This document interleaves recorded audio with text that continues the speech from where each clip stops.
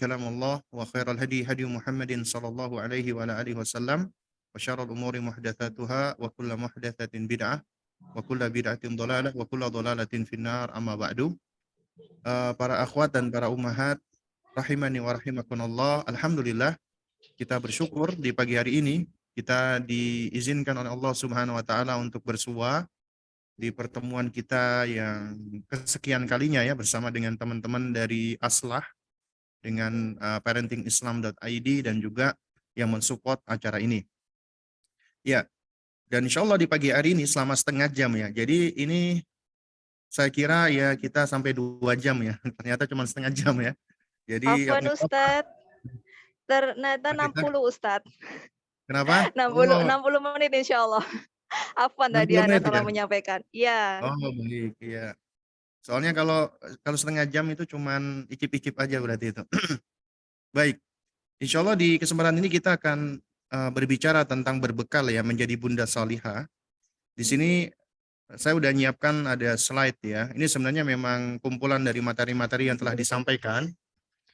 Ya, jadi ada 32 halaman dan tentunya 32 halaman ini kemungkinan besar akan kesulitan untuk bisa kita selesaikan semua ya. Jadi kita insya Allah akan membahas sesuai dengan waktu ya insya Allah. Baik, jamaah sekalian yang dimuliakan Allah Subhanahu wa taala ya. Di awal ini yang perlu untuk kita sampaikan adalah Anda wahai para akhwat, para ummahat adalah makhluk yang Allah istimewakan. Allah Subhanahu wa taala ketika menciptakan Anda ya, Allah bentuk Anda di dalam rahim ibu-ibu kita ya. Allahu yusawwirukum fil arham. Allah yang membentukmu di dalam rahim-rahim ibu kita, itu Allah sudah membentuk kita. Ya, apakah laki-laki ataupun wanita, Allah sudah menentukan. Ya. Dan di antara keistimewaan Anda, ya, keistimewaan Bunda, Allah menyebutkan tentang ibu secara khusus setelah Allah memerintahkan untuk berbakti kepada orang tua. Padahal kita tahu ya, berbakti kepada orang tua, di dalam Al-Quran, Allah selalu senantiasa sebutkan setelah perintah untuk mentauhidkan Allah, beribadah hanya kepada Allah. Kemudian setelah perintah untuk berbakti kepada kedua orang tua, Allah istimewakan ibu. Allah mengistimewakan ibu. Ya. Nah, nanti ini akan kita sebut ya di antara dalilnya. Ya, itu nanti di dalam surat Luqman 14 dan surat Al-Ahqaf ayat 15. Ya, nanti di slide berikutnya kita akan sebutkan ayatnya. Ya. Nah, lalu kemudian yang kedua, Nabi Shallallahu alaihi wasallam juga mengistimewakan ibu. Ya, Allah mengistimewakan, Nabi mengistimewakan. Makanya para ulama mengatakan al-ummu ahaqqun nasi bihusni sahabah. Ibu itu adalah orang yang paling utama untuk mendapatkan ya as-suhbah, yaitu pembersamaan. Ya. Yang paling utama untuk mendapatkan pembersamaan. Ya. Ini sebagaimana di dalam hadis Nabi Shallallahu alaihi wasallam, Nabi pernah ditanya oleh sahabat, ya, man ahaqqu bihusni sahabati, siapa yang lebih berhak untuk kebaikan persahabatanku atau pembersamaanku ya Rasulullah? Maka Nabi mengatakan ummuka. Tsumma man ya Rasulullah ummuka. Tsumma man ya Rasulullah ummuka. Jadi Nabi menyebutkan sebanyak 3 kali. Ibumu, ibumu, ibumu. Berarti ibu istimewa. Dan kemudian juga di dalam sejumlah riwayat, itu ada riwayat yang mengatakan surga berada di bawah kaki ibu. Sebagian riwayatnya palsu, sebagian riwayatnya dhaif, tapi ada riwayat yang hasan. Ya, sebagaimana yang diriwayatkan oleh Muawiyah bin Jahimah, ya, bin Jahimah As-Sulami, yang mana beliau ingin turut berjihad. Kemudian ditanya oleh Nabi, ya, apakah engkau punya ibu? Beliau mengatakan punya. Maka kata Nabi SAW, falzimha fa innal jannata tahta rijlaiha. Nabi mengatakan falzimha, ya, bersamai ibumu. Ya. Jadi diperintahkan untuk ya yang namanya ilzam, ya, itu adalah membersamai. Ya. Jadi bersamai ibumu karena surga tahta rijlaiha. Itu berada di bawah kedua kakinya. Hadis riwayat Imam Al-Hakim dan dihasankan oleh sebagian ulama. Ya. Jadi ini di antara keistimewaan yang disebutkan dari keistimewaan-keistimewaan yang begitu banyak.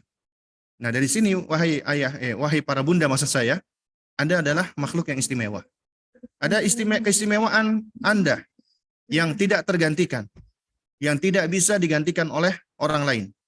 Anda yang mengandung, sebagaimana Allah Subhanahu wa taala firmankan, hamalathu ummuhu kurhan. Surat Al-Ahqaf ayat 15. Kemudian juga surat Luqman ayat 14, hamalathu ummuhu wahnan ala wahnin. Sebelumnya Allah Subhanahu wa taala berfirman, wa wassaynal insana biwalidayhi. Kami perintahkan manusia untuk berbuat baik kepada kedua orang tuanya. Kemudian Allah mengkhususkan ibu di dalam surat Al-Ahqaf ayat 15 dan surat Luqman ayat 14. Allah sebutkan secara khusus ibu, hamalathu ummuhu. Karena ibu yang mengandung. Enggak ada selain dari ibu-ibu atau selain dari wanita yang bisa mengandung. Ya, yang bisa mengandung Allah berikan hanya kepada wanita. Ya. Kemudian karena wanita yang mengandung, wanita yang melahirkan. Di dalam surat Al-Ahqaf ayat 15 Allah mengatakan wa wada'athu kurhan. Ya, dan dia melahirkannya dengan susah payah. Kemudian setelah lahir, Allah perintahkan para ibu untuk menyusui anak-anaknya wa fisaluhu fi amaini, dan menyapihnya dalam waktu 2 tahun. 3 hal ini adalah 3 keistimewaan yang tidak bisa tergantikan ada pada sosok ibu. Ibu yang mengandung, ibu yang melahirkan, dan ibu yang menyusui. Dan ini adalah suatu hal yang sudah Allah karuniakan kepada Anda. Kemudian Anda wahai para ummahat, Anda wahai para bunda, Allah sudah membekali Anda. Ya, artinya ketika Allah menciptakan Anda dan Allah menetapkan Anda menjadi wanita, ketahuilah profesi istimewa Anda dan profesi bawaan Anda itu adalah sebagai seorang ibu. Ya. Dan untuk menjadi ibu, Allah sudah bekali Anda. Allah bekali Anda dengan fitrah berupa kasih sayang yang Allah tanamkan di dalam diri Anda. Seorang ibu itu luar biasa, ya. Kasih sayangnya, makanya Allah Subhanahu wa taala jadikan Rasulullah maksud saya, jadikan kasih sayang ibu itu sebagai komparasi untuk menggambarkan begitu luar biasanya kasih sayang Allah. Ya. Yaitu di dalam hadis yang kita seringkali sudah dengar, yaitu tentang ada tawanan perang yang datang, kemudian diantaranya ada wanita kehilangan bayinya, ya, kemudian dia begitu kalutnya, begitu sedihnya. Namun ketika ketemu bayinya, dia langsung begitu senangnya, dipeluknya bayinya dan disusui bayinya. Kemudian Nabi bertanya kepada sahabat, mungkinkah ibu ini melemparkan bayinya ke api? Sahabat menjawab, wallahi ya Rasulullah. Demi Allah ya Rasulullah, enggak mungkin ibu ini tega untuk melemparkan anaknya ke dalam api. Ya. Kemudian Nabi mengatakan, innallaha arhamu bihadhihi ya an waladiha. Jadi sesungguhnya Allah Subhanahu wa taala itu lebih mencintai hamba-hambanya daripada ibu ini mencintai anaknya. Ya. Jadi yang dijadikan sebagai komparasi adalah kasih sayang ibu. Juga Allah berikan kepada Anda ghariza naluri, insting untuk bisa menjadi ibu. Intuisi. Ya. Jadi secara instingtif ketika Allah karuniakan Anda anak, yang tadinya Anda itu, ya mohon maaf ya, ada wanita-wanita, ya itu yang dia itu ketika sebelum menikah, dia nggak suka sama anak kecil. Anak kecil itu bikin ribet, bikin ribut, dan lain sebagainya. Tapi ketika dia menikah, Allah karuniakan anak, itu tiba-tiba perasaan-perasaan dia yang nggak suka sama anak itu hilang. Ya, kenapa? Karena naluri keibuannya itu keluar, muncul. Kemudian juga Allah udah berikan potensi dan kemampuan untuk menjadi seorang ibu. Ya. Jadi untuk menjadi seorang ibu, Allah sudah mengkaruniakan hal itu kepada masing-masing Anda, ya. Jadi nggak ada alasan Anda tidak saya nggak mampu untuk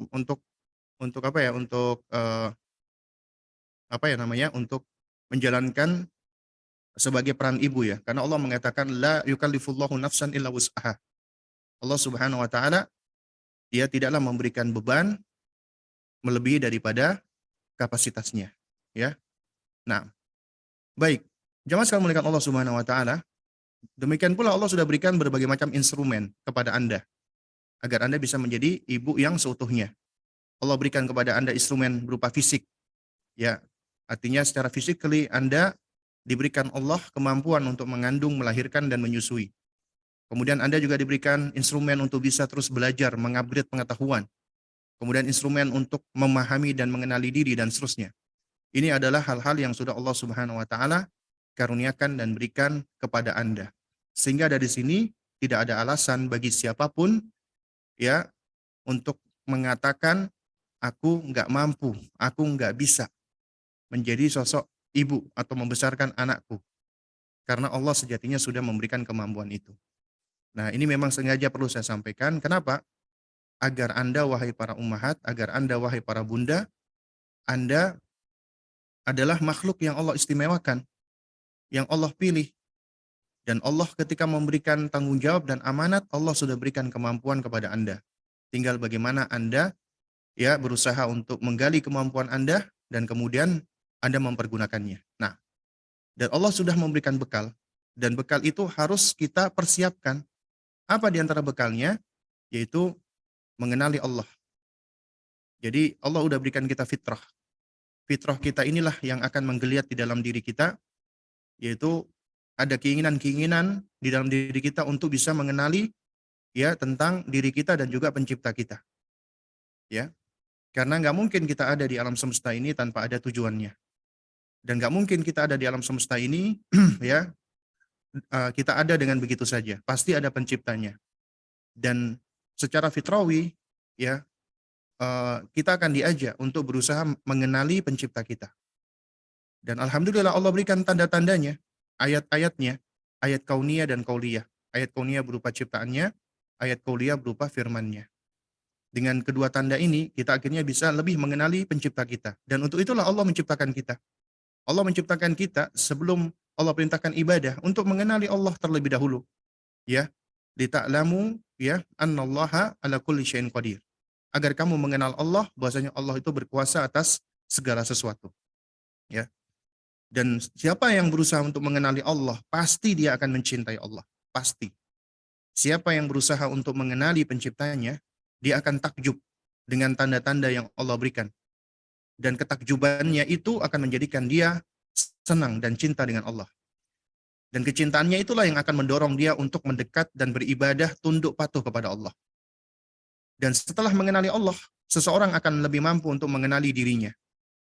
Kita adalah makhluk yang Allah ciptakan. Diriku adalah sosok yang paling dekat dengan diriku sendiri dan Allah perintahkan untuk menjaganya. Allah berfirman, "Qu anfusakum wa ahlikum nara." Jagalah dirimu dan keluargamu dari siksa neraka. Perintah Allah pertama adalah untuk siapa? Untuk diri kita, sendiri menjaga diri kita. Juga Allah berfirman, ya ayyuhalladzina amanu alaikum anfusakum. Wahai orang-orang yang beriman, perhatikanlah dirimu sendiri. Jadi kita disuruh memperhatikan diri kita dahulu, ya. Nah, juga Allah jadikan di dalam diri kita itu ada tanda-tanda kebesaran Allah Subhanahu wa taala sebagaimana firman-Nya, ya wa fi anfusikum afala tubsirun. Dan juga di dalam diri kalian ada tanda-tanda. Lantas kenapa kalian tidak mau memperhatikannya? Ya, jadi kita diperintah untuk memperhatikan diri kita, ya, mengamati diri kita, mengobservasi diri kita, mengenali diri kita. Dan siapa yang mengenali dirinya, dia akan menghargai dirinya, mencintai dirinya. Dan dia nggak sudi ya dirinya itu ditempatkan di tempat-tempat yang hina dan rendah. Dengan mengenali diri, Anda akan mengenali potensi dan bekal yang sudah Allah berikan. Anda pun akan belajar mengenali perasaan dan emosi yang Anda miliki, termasuk apa yang men-triggernya. Anda juga akan mengenali hak Anda dan tanggung jawab Anda, dan Anda akan mengenali juga peran dan tugas Anda. Setelah itu, Anda akan lebih mudah untuk memahami diri. Kalau Anda sudah mampu memahami diri, akan hadir namanya self-awareness. Self-awareness inilah yang akan menggiring kita untuk berbuat dengan, ya kalau istilahnya orang-orang yang banyak dipakai saat ini ya, di dalam dunia parenting, mindfulness. Ya, itu kita bisa melakukan sesuatu dengan penuh mindfulness. Kita akan lebih mampu untuk meregulasi diri. Dhabtun nafsi. Dengan mampu untuk meregulasi diri, kita akan bisa menjadi sosok yang lebih baik. Nah, kemudian setelah itu baru kita akan mampu untuk apa? Untuk berbuat dan berlaku baik kepada orang lain termasuk suami dan anak kita. Kita akan lebih bisa mengenali anak kita, mengenali potensi mereka, mengenali status dan peran mereka. Anak adalah sebagai hibah, pemberian dari Allah, harus kita syukuri, ya. harus kita jaga, kita pelihara. Anak adalah perhiasan, ya, yang juga kita harus bersyukur, dan juga kita pun harus menjadikan anak jangan sampai kita lalai dari Allah. Anak juga ujian, ya. Bahkan anak bisa menjadi musuh bagi kita, tapi juga anak bisa menjadi penyejuk mata bagi kita, qurratul ain. Nah, kemudian juga kita perlu untuk mengenali anak-anak kita itu unik, punya sifat, karakter, potensi yang nggak sama satu dengan yang lainnya. Makanya jangan banding-bandingkan mereka. Dan mereka juga akan mengalami fase-fase perkembangan hidupnya. Mereka juga punya bakat, minat yang satu dengan yang lainnya nggak sama. Itu tugas kita sebagai orang tua, mengenali, dan kemudian kita akan mengarahkan mereka sesuai dengan bakat dan minat tersebut. Nah, lalu Anda sebagai ibu, Anda perlu mempersiapkan diri Anda. Ya, apa yang perlu dipersiapkan? Tentunya persiapan fisik. Ya, persiapan fisik, ya, Jadi persiapan fisik, ya, yang perlu kita siapkan, ya. Kita tahu ya, kalau Allah memberikan kita anak-anak, apalagi anak usia dini, ya, kita tahu ya karakter mereka itu kan aktif. Nah, inilah di antara anjuran kenapa Nabi SAW itu menganjurkan kita menikah di usia muda, agar kita lebih memiliki kemampuan untuk pembersamaan atau membersamai, ya, membersamai anak-anak kita. Sebentar ya.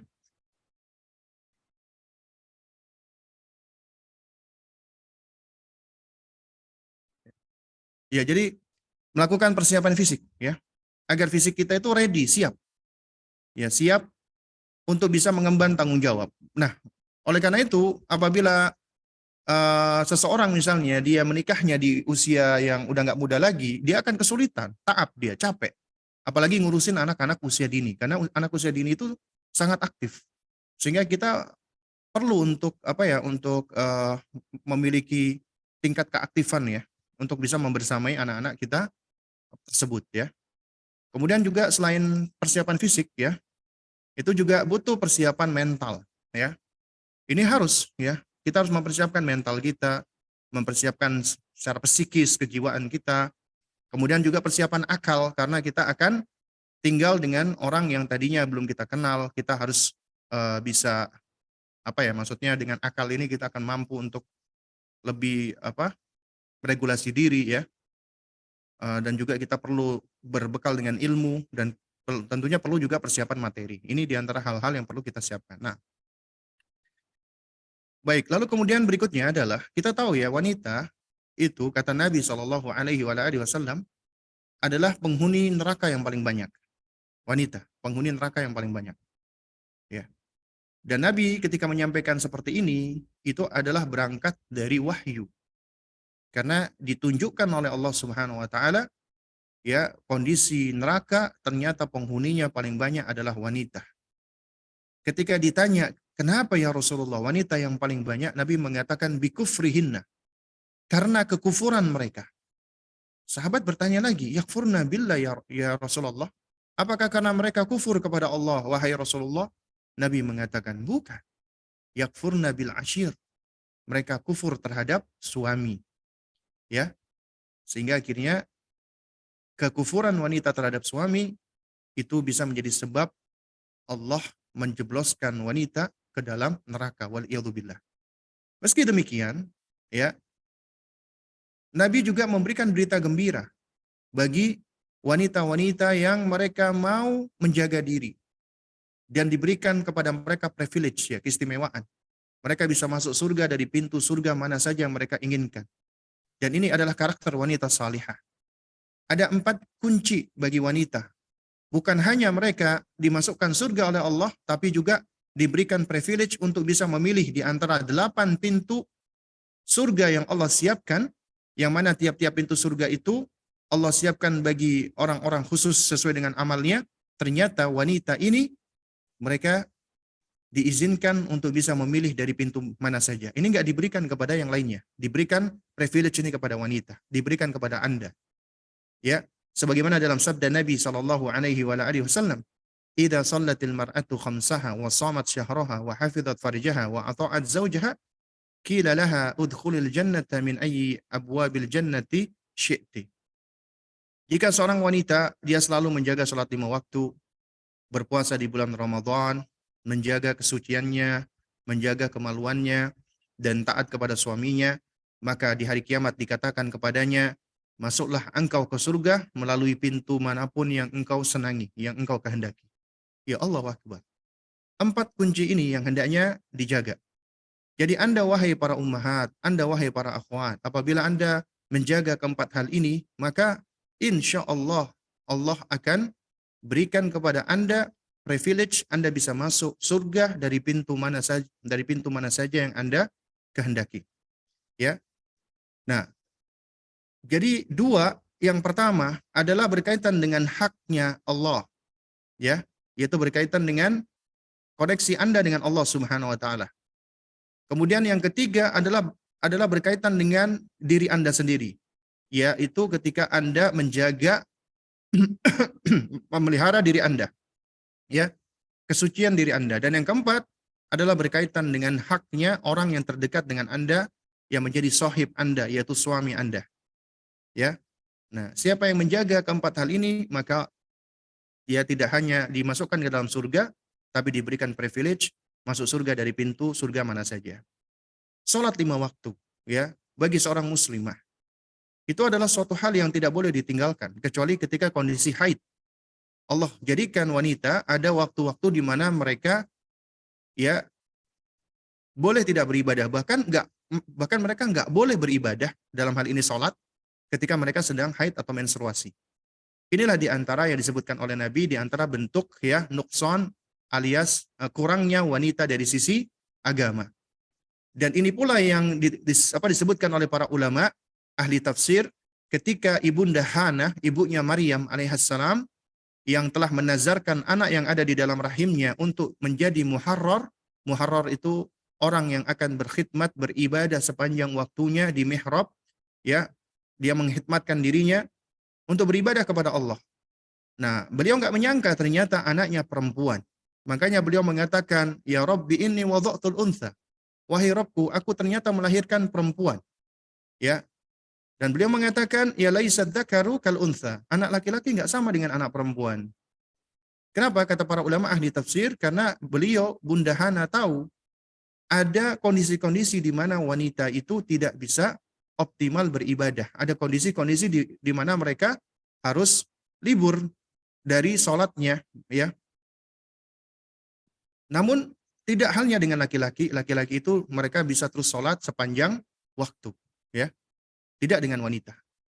Nah, meskipun demikian, tetap wanita diperintahkan untuk menjaga sholat 5 waktu dalam kondisi-kondisi yang mereka memang dibolehkan. Karena kita tahu sholat adalah imaduddin, tiangnya agama. Apabila runtuh, maka akan runtuh semuanya. Dan sholat adalah ibadah yang pertama kali akan dihisab oleh Allah Subhanahu wa taala. Apabila sholatnya bagus, maka akan bagus atau baik pula seluruh amalnya. Sholat adalah yang membedakan antara muslim dengan kafir. Karena Nabi mengatakan, al-ahdu bainana wa bainahum as-salah, faman tarakaha faqad kafara.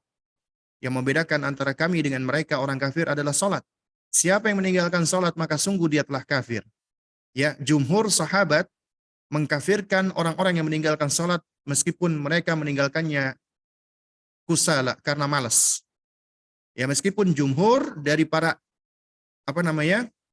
a'immatul arba'ah, ya 4 imam mazhab kecuali Imam Ahmad berpendapat tidak kafir, tapi mereka jatuh kepada dosa besar yang lebih besar daripada dosa zina, lebih besar daripada dosa riba, ya. Lebih besar dari dosa begal, rampok dan yang semisalnya, yaitu meninggalkan sholat dengan sengaja. Ya. Dan sholat mencegah dari perbuatan keji dan mungkar. Loh, tapi Ustadz, banyak orang yang sholat tapi ngomongnya ghibah, ngomongnya nggak baik. Maka ya, orang-orang seperti ini adalah mungkin orang yang sholat zahirnya, fisiknya sholat, tapi ternyata sejatinya hatinya tidak sholat. Dia tidak menjiwai sholatnya. Sholatnya hanya pergerakan badan saja. Karena orang-orang yang sholat, ya sesuai dengan apa yang dituntunkan oleh Nabi, karena substansi sholat itu adalah khusyuk dan tumakninah. Ya, dia menghadirkan jiwa dan raganya, menghadap kepada Allah Subhanahu wa taala. Dan dia menjiwai apa yang dia baca. Makanya di antara yang diterangkan oleh Syekh Utsaimin, wajib bagi muslim belajar bahasa Arab setidaknya agar bisa memahami apa yang dia baca ketika sholat. Itu yang paling penting. Mungkin dia nggak ngerti, belum bisa ngomong bahasa Arab misalnya, baca kitab Arab. Tapi minimal dia harus tahu ketika sholat apa yang dia baca, apa artinya, apa maknanya. Ya, agar dia bisa menjiwai sholatnya. Itu yang paling wajib. Ya, jadi belajar bahasa Arab untuk memahami bacaan sholat kita. Dan ini yang diterangkan oleh beliau ketika menafsirkan firman Allah Subhanahu wa taala, ya fawailul lil musallin alladzina hum an salatihim sahun. Sungguh celaka orang-orang yang salat di mana mereka lalai dari salatnya. Memang sebagian ulama menafsirkan lalai dari salat, mereka menunda-nunda salat, mentakhirkan salat hingga keluar dari waktunya. Tapi bukan hanya ini pendapat dari ulama. Di antara pendapat ulama yang dikuatkan oleh Syekh Utsaimin adalah mereka yang ketika sholat, ya, namun mereka tidak memahami sholatnya, ya. Dan di antara istidlal yang dilakukan oleh Syekh Utsaimin rahimahullah, ketika beliau membawa firman Allah Subhanahu wa taala, ya, wala taqrabus shalah wa antum sukara. Janganlah kamu mendekati sholat sementara kamu dalam keadaan mabuk. Ya. Di antara alasan kenapa Allah melarang orang-orang mabuk itu mendekati sholat, karena mereka lalai dengan bacaannya. Mereka nggak ngerti dengan bacaannya. Nah, oleh karena itu, orang-orang yang mereka sholat tapi nggak ngerti bacaannya, itu termasuk orang yang lalai. Dan itu orang yang diberikan ancaman dengan wail, kecelakaan. Ya, fawailul lil musallin. Nah, jadi orang-orang yang mereka ngerti dengan sholatnya, menjiwai sholatnya, maka sholatnya itu akan mencegah dari perbuatan keji dan mungkar. Bahkan sholatnya bisa menjadi sebab penolong bagi dirinya. Nah, oleh karena itu Allah memerintahkan bagi orang-orang beriman ketika mereka kesulitan, apa perintah Allah? Ya, wasta'inu bis-sabri was-shalah. Jadikanlah sabar dan salat sebagai penolong bagimu. Ya. Nah, jadi ibu-ibu sekalian yang dimuliakan Allah, salat itu di antara karunia Allah loh, yang besar. Karena ketika Allah meletakkan kita di bumi, jiwa-jiwa manusia yang bersih, yang masih berada di atas fitrahnya, itu rindu untuk bertemu dengan penciptanya. Kita kepingin untuk segera bisa bersua dengan Allah pencipta kita. Jadi fitrah itu yang menggeliat di dalam diri manusia-manusia yang masih berada di atas fitrah. Pengen bertemu dengan Allah Subhanahu wa taala, Rabb yang menciptakan dia. Karena di dalam tubuh kita, Allah sudah tanamkan kita cinta dengan Allah Subhanahu wa taala. Tapi di dunia kita diuji oleh Allah. Kita belum bisa bertemu langsung dengan Allah. Tapi Allah Maha Baik. Allah mi'rajkan Rasulullah sallallahu alaihi wasallam dan Allah berikan hadiah yang paling besar bagi manusia. Apa itu? Sarana untuk bisa berkomunikasi dengan Allah. Salat. Itu harus kita ajarkan kepada anak-anak kita. Bukan cuman kita perintahkan mereka salat. Cuman kita suruh mereka sholat, tapi mereka nggak tahu esensi dan substansi daripada sholat. Sholat itu nikmat yang Allah berikan. Makanya Allah jadikan sholatnya Rasulullah itu sebagai apa? Qurratul a'yun, penyejuk mata bagi Nabi Shallallahu Alaihi Wasallam. Karenanya ketika datang waktu sholat, ya, beliau memerintahkan Bilal, ya Bilal, kum fa'arihna bis shalah. Wahai Bilal, bangunlah, kum, iqamahlah, fa'arihna bis shalah, dan bahagiakan kami dengan sholat. Karena sholat itu yang membuat bahagia. Juga demikian itu dikatakan di dalam sebuah riwayat, ya, itu dikatakan idza habasal amru ala Nabi SAW, apabila Nabi SAW itu dilanda suatu kesulitan atau masalah, fasalla, maka beliau salat. Jadi ketika beliau mengalami kesulitan, beliau salat. Karenanya Allah Subhanahu wa taala ketika berfirman, fafirru ilallah, berlarilah engkau kepada Allah. Ya. Itu diterangkan oleh para ulama manusia. Ya, kita bicara nih misalnya tentang anak-anak kita. Ketika mereka sedang sedih, mereka sedang kesulitan, mereka sedang gelisah, mereka sedang ketakutan, mereka sedang khawatir. Yang dicari siapa? Ibunya, orang tuanya. Lalu ketika mereka ketemu sama ibunya, mereka akan berlari. Mendekati ibunya, dipeluknya ibunya. Kemudian menangis. Ya. Nah, Allah Subhanahu wa taala memerintahkan kepada hamba-hambanya yang mencintai Allah. Fafirru ilallah. Berlarilah kalian menuju kepada Allah. Ketika kalian sedang dilanda kesulitan, gelisah, ya khawatir, takut, lari kepada Allah. Ada masalah, segera lari kepada Allah. Ya, ambil me time Anda. Kemudian buka sejadah Anda. Ambil air wudhu. Salatlah. Mendekatlah kepada Allah. Bermunajat kepada Allah. Curhat kepada Allah. Karena nggak ada yang bisa menolong kita kecuali Allah Subhanahu wa taala. Apapun problem kita, masalah kita. Itulah salat yang Allah berikan kepada kita. Bukan hanya mencegah dari perbuatan keji dan mungkar. Tapi itu juga bisa menjadi salah satu sebab pertolongan bagi kita. Salat juga dapat menghapuskan dan mencuci dosa kita. Karena kata Nabi SAW, ya, di antara satu salat dengan salat berikutnya, kafara lima bainahuma. Itu terdapat penggugur dosa di antara satu dengan yang lainnya. Dan salat adalah nur, cahaya di hari kiamat yang akan menjadikan wajah-wajah ya orang-orang yang sering menegakkan salat itu menjadi bercahaya, ya. Dan salat adalah wasiat terakhir Nabi SAW. Jadi di antara yang beliau wasiatkan sebelum beliau wafat adalah salat. Karena nanti yang akan dicabut oleh Allah pertama kali ya dari ibadah adalah salat. Orang-orang meninggalkan salat. Dan ini sudah menjadi waqi' kenyataan. Banyak orang-orang yang meremehkan salat. Oleh karena itu para ummahat jaga salat. Karena Anda sedang menjaga hubungan Anda dengan Allah. Ketika Anda menjaga hubungan Anda dengan Allah Subhanahu wa taala, Allah akan bantu Anda untuk menjaga hubungan Anda dengan selain Allah, dengan anak Anda, dengan suami Anda. Apabila Anda merasakan hubungan Anda dengan anak Anda sudah nggak begitu baik, maka salatlah. Perbaiki hubungan Anda dengan Allah.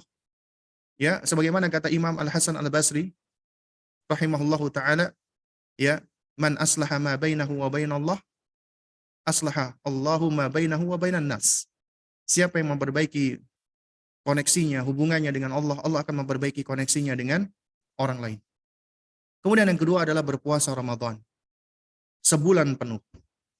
Tapi Ustadz kan ada haid. Iya. Yang menarik adalah ketika puasa, Anda haid, nggak boleh berpuasa, tapi Anda wajib mengganti di hari yang lain. Tidak dengan sholat. Itu baiknya Allah Subhanahu wa ta'ala. Kenapa? Karena sholat adalah kewajiban kita sehari 5 kali. Yang wajib itu. Ramadan setahun hanya 1 bulan. Artinya Allah tahu tentang kemampuan kita. Allah tahu tentang kemampuan Anda. Kalau sholat itu harus diganti ketika Anda misalnya haid, akan kesulitan. Orang yang nggak diganti aja 5 kali sehari aja sudah banyak yang meremehkan, meninggalkan. Karena itulah baiknya Allah Subhanahu wa taala. Salat yang Anda tinggalkan karena Anda haid nggak perlu diganti. Karena memang kondisi Anda adalah gugur kewajibannya. Tapi kalau puasa, Anda harus mengganti di hari yang lain. Dan Allah jadikan puasa itu istimewa, ya. Dan Allah jadikan itu ibadah yang eksklusif. Ya. Allah mengatakan, ya, Allah melipat gandakan semua amal illa siyam atau illa saum, kecuali puasa. Fa innahu li wa ana ajzi bihi. Kecuali puasa, karena puasa itu adalah untukku, eksklusif untukku, dan aku yang akan membalasnya secara khusus. Jadi itu adalah ya keistimewaan yang Allah berikan. Puasa juga bisa menjadi syafi', yang memberikan syafaat di hari kiamat, sebagaimana dalam hadis bahwasanya Al-Qur'an was-shaum ya yashfa'ani fi yaumil qiyamah, akan memberikan syafaat di hari kiamat, ya. Lalu kemudian juga puasa adalah perisai yang akan menjadi penghalang kita dari keburukan-keburukan. Dan puasa adalah sebab kita memperoleh ampunan dari Allah dan menggugurkan dosa-dosa kita. Ya, man shoma Ramadhana imanan wa ihtisaban, ghufira lahu ma taqaddama min dzambi. Siapa yang berpuasa karena keimanan dan mengharapkan balasan dari Allah, maka Allah akan ya gugurkan dosa-dosanya. Dan kemudian Allah sediakan babu royan, pintu royan bagi orang-orang yang berpuasa. Dan kemudian orang yang berpuasa diberikan 2 kebahagiaan. Ya, kata Nabi SAW, ya, walis-shaimi farhatan, bagi orang yang berpuasa farhatan, ada 2 kebahagiaan. Pertama, ya, idza aftara fariha bi fitrihi. Apabila waktunya berbuka, dia berbahagia dengan buka puasanya. Siapa sih yang nggak bahagia ketika berbuka puasa? Karena itu yang ditunggu-tunggu. Di dunia itu nikmatnya. Tapi di akhirat adalah apa? Adalah ketika dia akan berbahagia ya ketika laqiya rabbahu, dia berjumpa dengan Allah. Jadi fariha bisaumihi, dia akan bahagia dengan puasanya ketika dia bersua atau berjumpa dengan Allah. Karenanya jaga puasa Anda. Wanita ketika bicara tentang puasa wajib, maka nggak perlu izin sama suami. Tapi kalau puasa sunnah, izin sama suami selama suaminya berada di dekatnya. Ya, asalkan suami berada di dekatnya. Kalau suaminya misalnya lagi kerja di luar kota, di luar negeri, ada puasa sunnah, anak nggak perlu izin sama suami. Karena di antara hikmah kenapa wanita harus izin sama suami, ya itu dalam rangka misalnya ketika Anda berpuasa, suami ingin misalnya melakukan hubungan suami istri atau yang semisal, makanya perlu izin dahulu agar Anda tidak jatuh kepada firman Allah, wala tubtilu a'malakum, janganlah kamu membatalkan amalan-amalan kamu. Lantaran apa? Lantaran misalnya diajak suami untuk berhubungan suami istri ketika Anda sedang puasa, karena itu izin dulu sama suami. Tapi kalau suami sedang nggak ada di dekat, maka kita boleh untuk berpuasa sunnah tanpa ngomong. Nah, ini dua hal yang berkaitan dengan koneksi kita dengan Allah. Kemudian yang ketiga adalah berkaitan dengan kita menjaga muruah diri kita, menjaga kesucian diri kita, berkaitan dengan hak kita, menjaga kemaluan kita. Ya. Karena Allah Subhanahu wa taala itu sangat memperhatikan kemaslahatan diri kita. Makanya kita diperintahkan untuk menjaga diri kita, termasuk kesucian kita. Ya. Karena itu bagian dari kemuliaan kita. Karena Allah mengharamkan zina. Bukan hanya Allah haramkan, bahkan Allah perintahkan agar kita tidak mendekati zina. Allah Subhanahu wa taala ketika berfirman, Allah tidak mengatakan janganlah kamu berzina. Ya. Wala tazni atau wala taznu. Allah tidak mengatakan demikian, tapi Allah mengatakan wala taqrabuz zina. Janganlah kamu mendekati zina. Artinya bukan hanya haram, berarti semua sarana yang dapat mendekatkan seseorang, mengarahkan seseorang kepada perzinahan haram. Dengan kata lain, ya segala sarana-sarana seperti media-media sosial, apabila itu digunakan untuk ya hal-hal yang dapat mengarahkan kepada perzinahan, maka juga haram.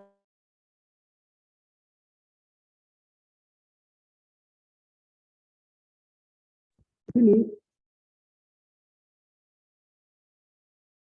ya. Nah, jadi hal ini akan dikembalikan kepada kaidah. Kaidahnya apa? Yaitu al-wasail lahal hukmul maqasid. Sarana itu memiliki hukum tujuan. Jadi dikembalikan kepada tujuannya. Karenanya hukumnya sarana itu sesuai dengan hukum tujuan. Apabila tujuannya itu kepada keburukan, maka sarana itu menjadi buruk ya. Intinya semua sarana yang dapat menuju kepada perzinahan haram hukumnya. Dan zina termasuk perbuatan dosa paling keji dan paling mungkar. Ya. Dan merusak tatanan masyarakat dan bangsa. Ya. Dan juga hukuman zina bagi orang-orang yang telah menikah muhsan dirajam. Ini menunjukkan tentang tegasnya syariat kita. Dan bagi yang belum menikah, maka dicambuk lalu diasingkan agar mereka taubat darinya. Dan orang yang suka berzina akan rugi di dunia dan di akhirat. Dia mendapatkan kenikmatan sesaat, namun apa kerugiannya adalah langgeng ya. Nah, kemudian juga zina dapat membunuh rasa malu. Nah, kemudian yang keempat ya, ini yang paling berat untuk para wanita ya. Alhamdulillah Ustadz, saya sholat, saya berpuasa, saya berhijab, saya menjaga hubungan saya dari laki-laki lain, tapi saya berat menaati suami.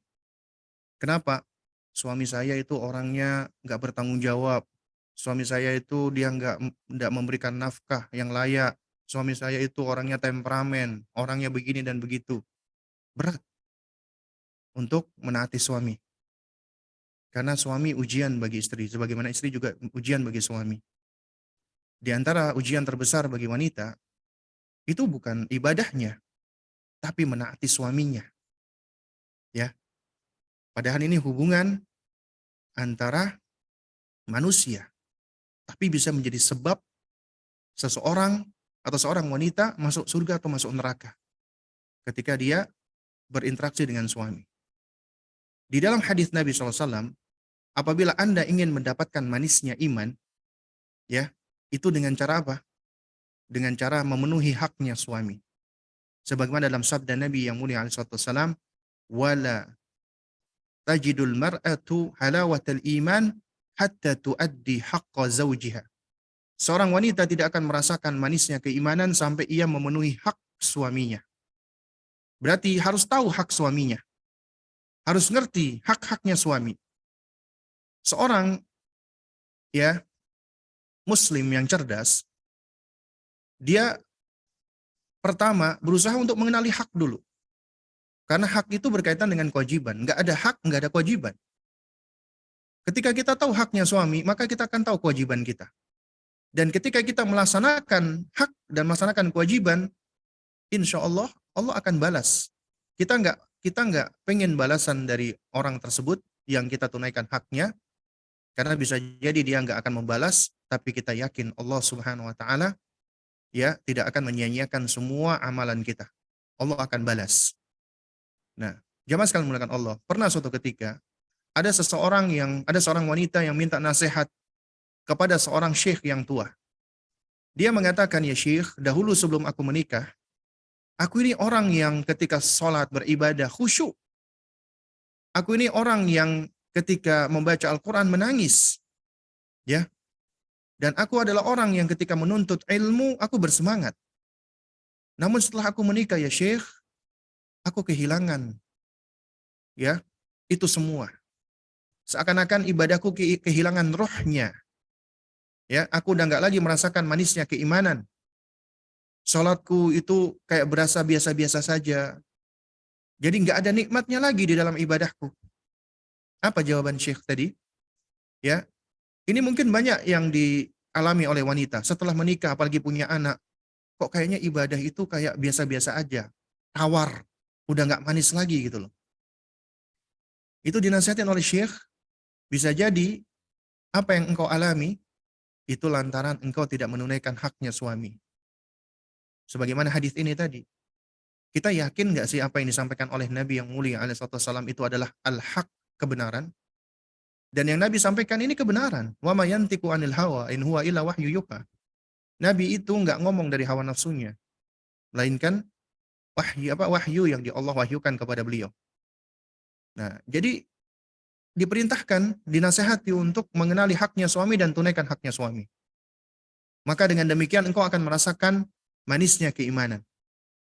Dan ketika engkau menunaikan hak suami, hadirkan niat karena Allah.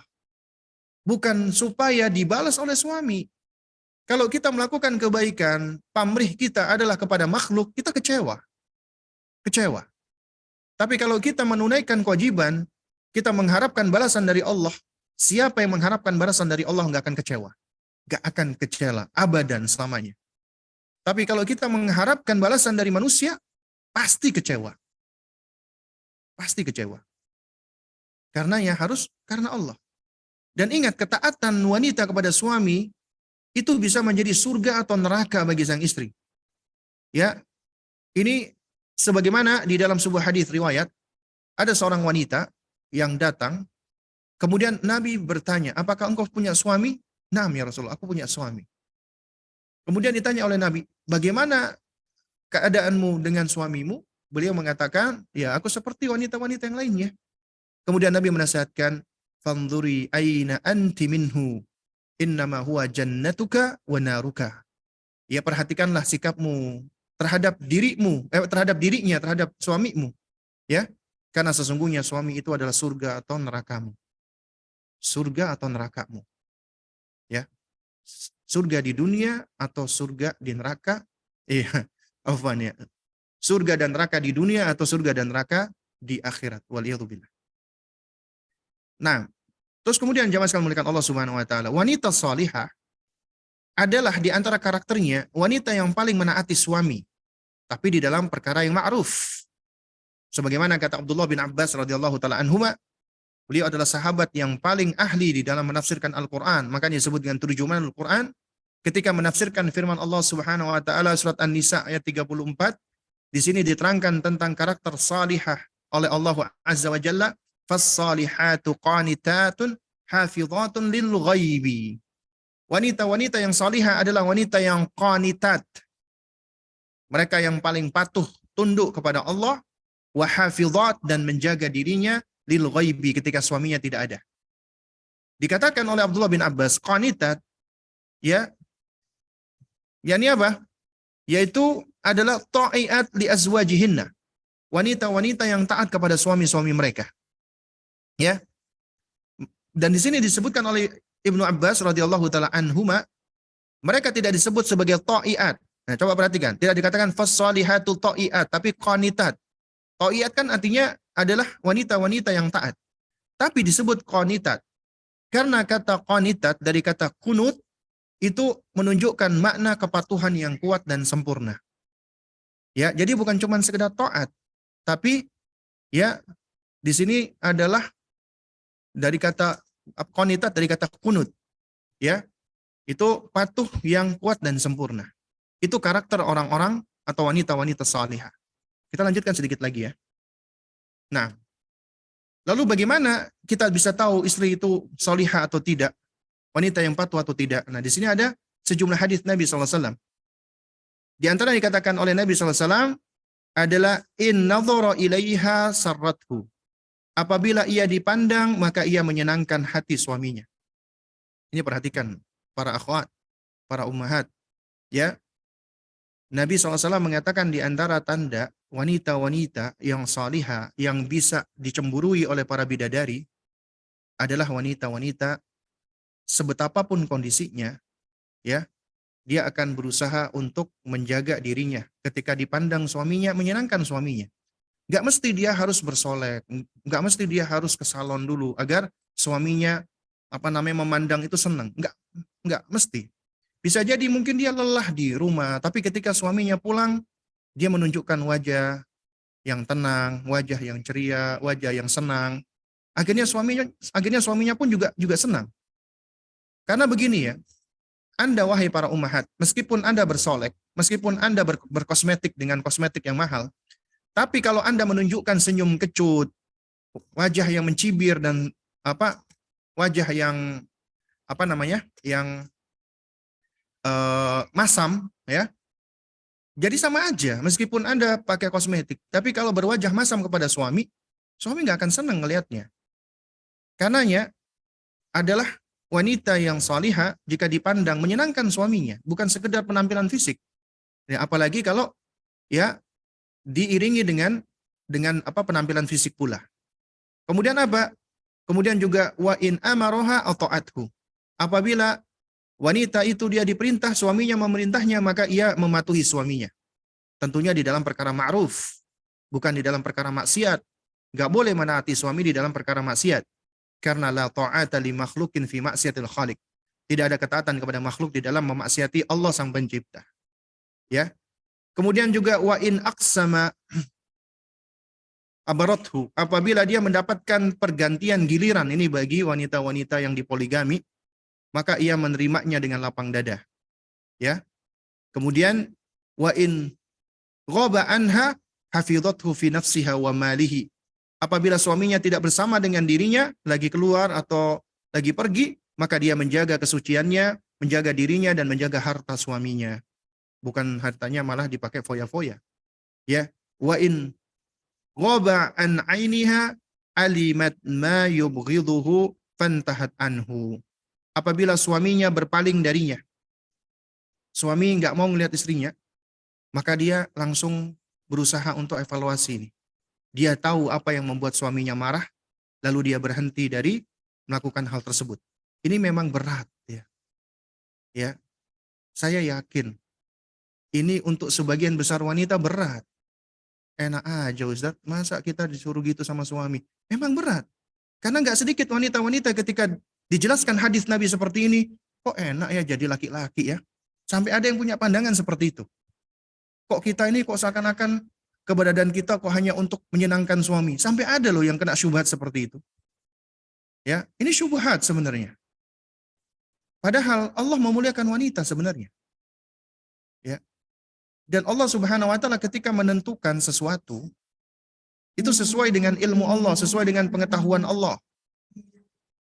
Dan Allah ketika memberikan suatu perintah dan Allah menerangkan tentang tentang pembagian yang Allah lakukan, itu sesuai dengan apa yang Allah Subhanahu wa taala ketahui. Ya. Dan tidak ada yang tidak adil dari pembagian Allah Subhanahu wa taala. Karena ini menjadi ujian bagi wanita. Memang kita nggak bisa pungkiri. Nah, kita lanjutkan dulu. Kemudian ya, yaitu wala tasarrufat la yardaha. Tidak ada tindakan-tindakan istri yang tidak diridhoinya. Nah, itu kalau kita ingin tahu nih bagaimana istri yang salihah. Nah, wanita yang salihah adalah wanita yang pandai berterima kasih kepada suaminya. Ya. Ustaz, kenapa kok membahasnya lebih banyak urusan sama suami? Karena ya jamaah sekalian, kalau kita membahas tentang wanita salihah, ada dan banyak wanita-wanita yang Masya Allah dia sholat malam, dia berpuasa sunnah, dia bersedekah, tapi ternyata terhadap suaminya dia kurang menghargai suami, kurang berbakti kepada suami, kurang menaati suami, dan ini menjadi hal yang dapat menghalangi istri dari kebaikan. Oleh karena itu makanya hadis-hadis yang berbicara tentang hak-hak suami, kewajiban-kewajiban istri itu banyak. Nah, juga sebaliknya kewajiban suami itu juga banyak dan besar. Tapi karena kesempatan atau momen yang kita bahas adalah tentang wanita, maka ya otomatis yang kita bahas adalah mengenai wanita. Jangan sampai ada pandangan, kok bahasanya cuman kewajiban-kewajiban kita aja? Karena memang kita bicara sesuai dengan judul, dengan tema. Kalau kajiannya bapak-bapak, ya berarti yang akan kita bahas adalah kewajiban mereka dan kewajiban mereka menunaikan haknya wanita. Ya. Nah, dan wanita solihah adalah wanita yang pandai berterima kasih kepada suaminya. Karena ternyata nggak banyak wanita itu yang pintar, yang mau menghargai jeripaya suaminya. Ya, karena ini diantara tabiat wanita yang buruk, yang jelek. Wanita-wanita yang kurang mengapresiasi dan kurang tahu terima kasih. Dan ini diantara sebab wanita itu mereka menjadi penghuni neraka paling banyak. Mereka yakfurna bil ashir, kufur kepada suami. Nabi jelaskan tentang maksud kufur kepada suami. Beliau terangkan apabila engkau berbuat baik kepada istrimu sepanjang tahun, kemudian engkau melakukan satu kesalahan, maka istrimu akan mengatakan kamu tidak pernah berbuat baik kepadaku. Nah itu. Dan Nabi ketika menjelaskan tentang tabiat wanita seperti ini bukan untuk merendahkan, bukan. Tapi untuk mengingatkan kepada wanita dan kepada laki-laki. Wahai wanita, ini loh karakter engkau, sifatmu yang diwanti-wanti oleh Nabi, agar ketika engkau mengalami hal ini, engkau segera sadar. Kenapa? Karena engkau punya ilmunya. Allah berikan taufik kepadamu. Ya Allah, aku tadi melakukan ini kepada suami. Aku dengar tadi di dalam kajian, bahwasanya Nabi SAW menyampaikan seperti ini. Allah berikan taufik. Ini apa? Hadir kesadaran diri di dalam diri kita. Itulah mindfulness. Adapun terhadap suami, ketika tahu hadis ini bukan dijadikan sebagai sarana untuk lebih mengabuse istrinya. Kamu memang istri kurang ajar, nggak tahu terima kasih kamu. Masuk neraka kamu nanti. Kamu tahu nggak Nabi mengatakan itu dijadikan sarana abuse. Ini juga suami yang nggak bijak seperti ini. Seharusnya ketika dia tahu hadis seperti ini, dia sadar Allah memerintahkan kepada dirinya, ku anfusakum wa ahlikum nara, jagalah dirimu dan keluargamu. Istriku bagian dari keluarga yang harus aku jaga dari neraka. Sehingga dia bersikap apa? Toleran kepada kesalahan-kesalahan istri, ya, lebih lemah lembut kepada istrinya. Karena Rasulullah SAW, nggak ada Nabi mengajarkan suami itu untuk bersikap keras terhadap istri, nggak ada. Nabi mengatakan irfaq bil qawarir, berlemah lembutlah engkau dengan gelas-gelas kaca, ya, istausu bin nisa'i khaira, berwasiatlah engkau terhadap wanita dengan baik. Itu nasihat-nasihat Nabi SAW. Ya, nggak ada Nabi mengajarkan kepada suami untuk berlaku abuse kepada istrinya, nggak ada. Itu perbuatan kezaliman. Ya, ini menunjukkan keadilan dan keindahan agama kita. Masing-masing memiliki peran. Nah, juga termasuk wanita hendaknya pandai berterima kasih kepada suaminya. Nabi mengancam. Kata Nabi SAW, La yanzurullahu ila imra'ata la tashkuru li zawjiha. Allah nggak mau melihat, nggak mau memandang wanita yang tidak tahu terima kasih, nggak mau bersyukur, nggak mau mengapresiasi suaminya. Juga di dalam sabda Nabi yang mulia alaihi wasallam, Nabi mengatakan, "Lau kuntu amartu ahadan an yasjuda li ahadin, la amartul mar'ata an tasjuda li zawjiha." Sekiranya aku diperbolehkan untuk memerintahkan seseorang bersujud kepada orang lain, aku perintahkan wanita kepada suaminya. Tuh, perhatikan. Diperintahkan wanita sujud kepada suaminya. Kalau memang sujud itu boleh, tapi nggak boleh. Menunjukkan apa? Pentingnya wanita untuk menghargai suaminya. Ya, ingat ya jamaah sekalian, ya para akhwat dan ummahat. Wanita salihah adalah wanita yang menyadari bahwa memenuhi hak suami termasuk bagian dari kewajiban memenuhi haknya Allah Subhanahu wa taala. Nabi SAW bersabda, "Wala tu'addil mar'atu haqqallah azza wa jalla hatta tuaddi haqqa zawjiha." Ya. Seorang wanita tidaklah dikatakan memenuhi haknya Allah sampai dia memenuhi hak suaminya secara utuh. Ya. Jadi enggak dikatakan dia memenuhi haknya Allah sampai dia memenuhi haknya suami. Juga di dalam sabda yang lain Nabi mengatakan, "Ithnanu la tajawazu ya salatahuma ya ru'usahuma." Ya. Afwan. Ada dua golongan yang salatnya tidak sampai melebihi kepalanya. Artinya tidak terangkat sampai kepada Allah Subhanahu wa taala. Ini bahasa kinayah, bahasa kiasan. Ya. Yang pertama adalah abdun abikun min mawalihi hatta yarja. Ya, abdun aikun min mawalihi hatta yarja. Budak yang kabur dari tuannya sampai dia kembali, dan wa mar'atun asad ya zaujaha hatta tarja. Wanita yang membangkang dari suaminya sampai dia kembali, sampai dia bertaubat kepada Allah. Nah, dan ini mungkin yang terakhir ya. Karena di slide berikutnya sebenarnya adalah materi yang sudah beberapa kali saya sampaikan, yaitu berkaitan dengan karakter wanita salihah. Ada 8, yaitu sebenarnya sudah cukup sering saya sampaikan. Nanti bisa dilihat di rekaman-rekaman di YouTube ya, tentang 8 karakter tersebut. Ya, nah, wanita surgawi adalah sebagaimana kata Nabi SAW. Nabi mengatakan, "Ala ukhbirukum bi nisaikum fil jannah." Maukah kalian aku kabarkan, aku ceritakan tentang wanita-wanita, tentang istri-istri kalian di dalam surga? Ya, Nabi mengatakan al-wadudu. Al-waludu. Wanita-wanita yang penyayang. Karena memang wanita-wanita secara asal penyayang. Tapi ternyata ada yang rusak fitrahnya. Menjadi tidak penyayang. Wanita ahli surga, wanita yang penyayang. Al-waludu. Yang subur. Lalu bagaimana Ustadz kalau yang nggak subur? Tentunya kita tahu ya, kesuburan itu adalah pemberian dari Allah Subhanahu wa taala. Ya.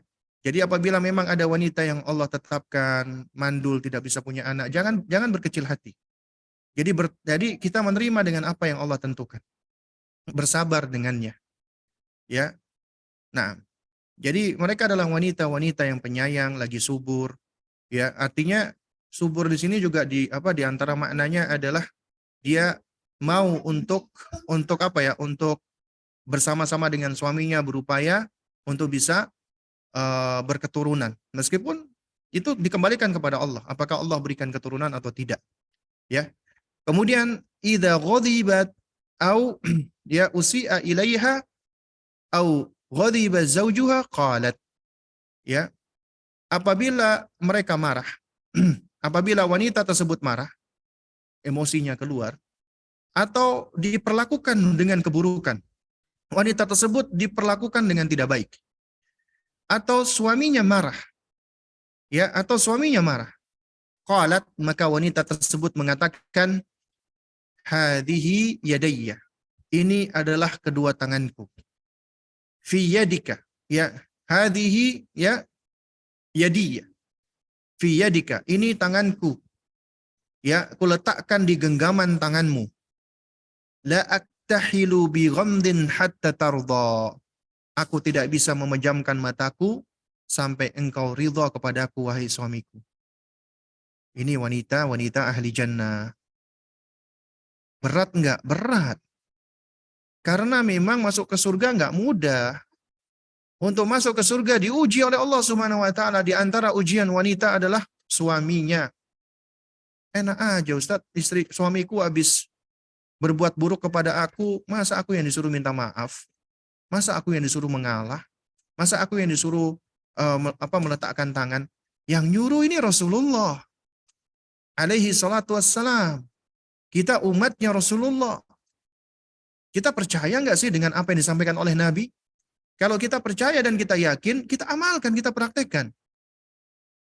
Dan kita memang diuji untuk memilih antara kesalnya kita sama suami, marahnya kita dengan suami, jengkelnya kita dengan suami, dengan perintah Allah dan Rasulnya. Mana yang kita dahulukan? Seorang mukminah, dia akan mendahulukan perintah Allah dan Rasulnya. Makanya nggak sama antara seorang istri yang diuji Allah dengan suami yang buruk, kemudian dia tetap berbuat baik dan taat kepada suaminya, dengan seorang wanita yang Allah karuniakan kepadanya suami yang saleh, suami yang baik, kemudian dia taat kepada suaminya. Yang pertama ini, insya Allah pahalanya lebih besar. Kenapa? Karena dia diuji dengan ujian yang lebih besar. Ujian yang lebih besar, pahalanya insya Allah lebih besar. Dan wanita-wanita yang salihah adalah wanita-wanita yang lebih mengedepankan dan mendahulukan Allah dan Rasulnya. Dan mereka lebih mengedepankan Allah dan Rasulnya dibandingkan perasaannya, emosinya, temperamennya, kejengkelannya, kemarahannya. Mereka lebih mendahulukan Allah dan Rasulnya. Ya, karena itulah ini menjadi ujian yang gak mudah bagi sebagian besar wanita. Dan inilah karakter wanita salihah. Insya Allah karakter wanita-wanita ahlu jannah. Mudah-mudahan yang sedikit ini bisa memberikan manfaat. Ya, karena sudah pukul 10.10 ya. Berikutnya waktu dan tempat saya serahkan kembali kepada moderator kita. Nah.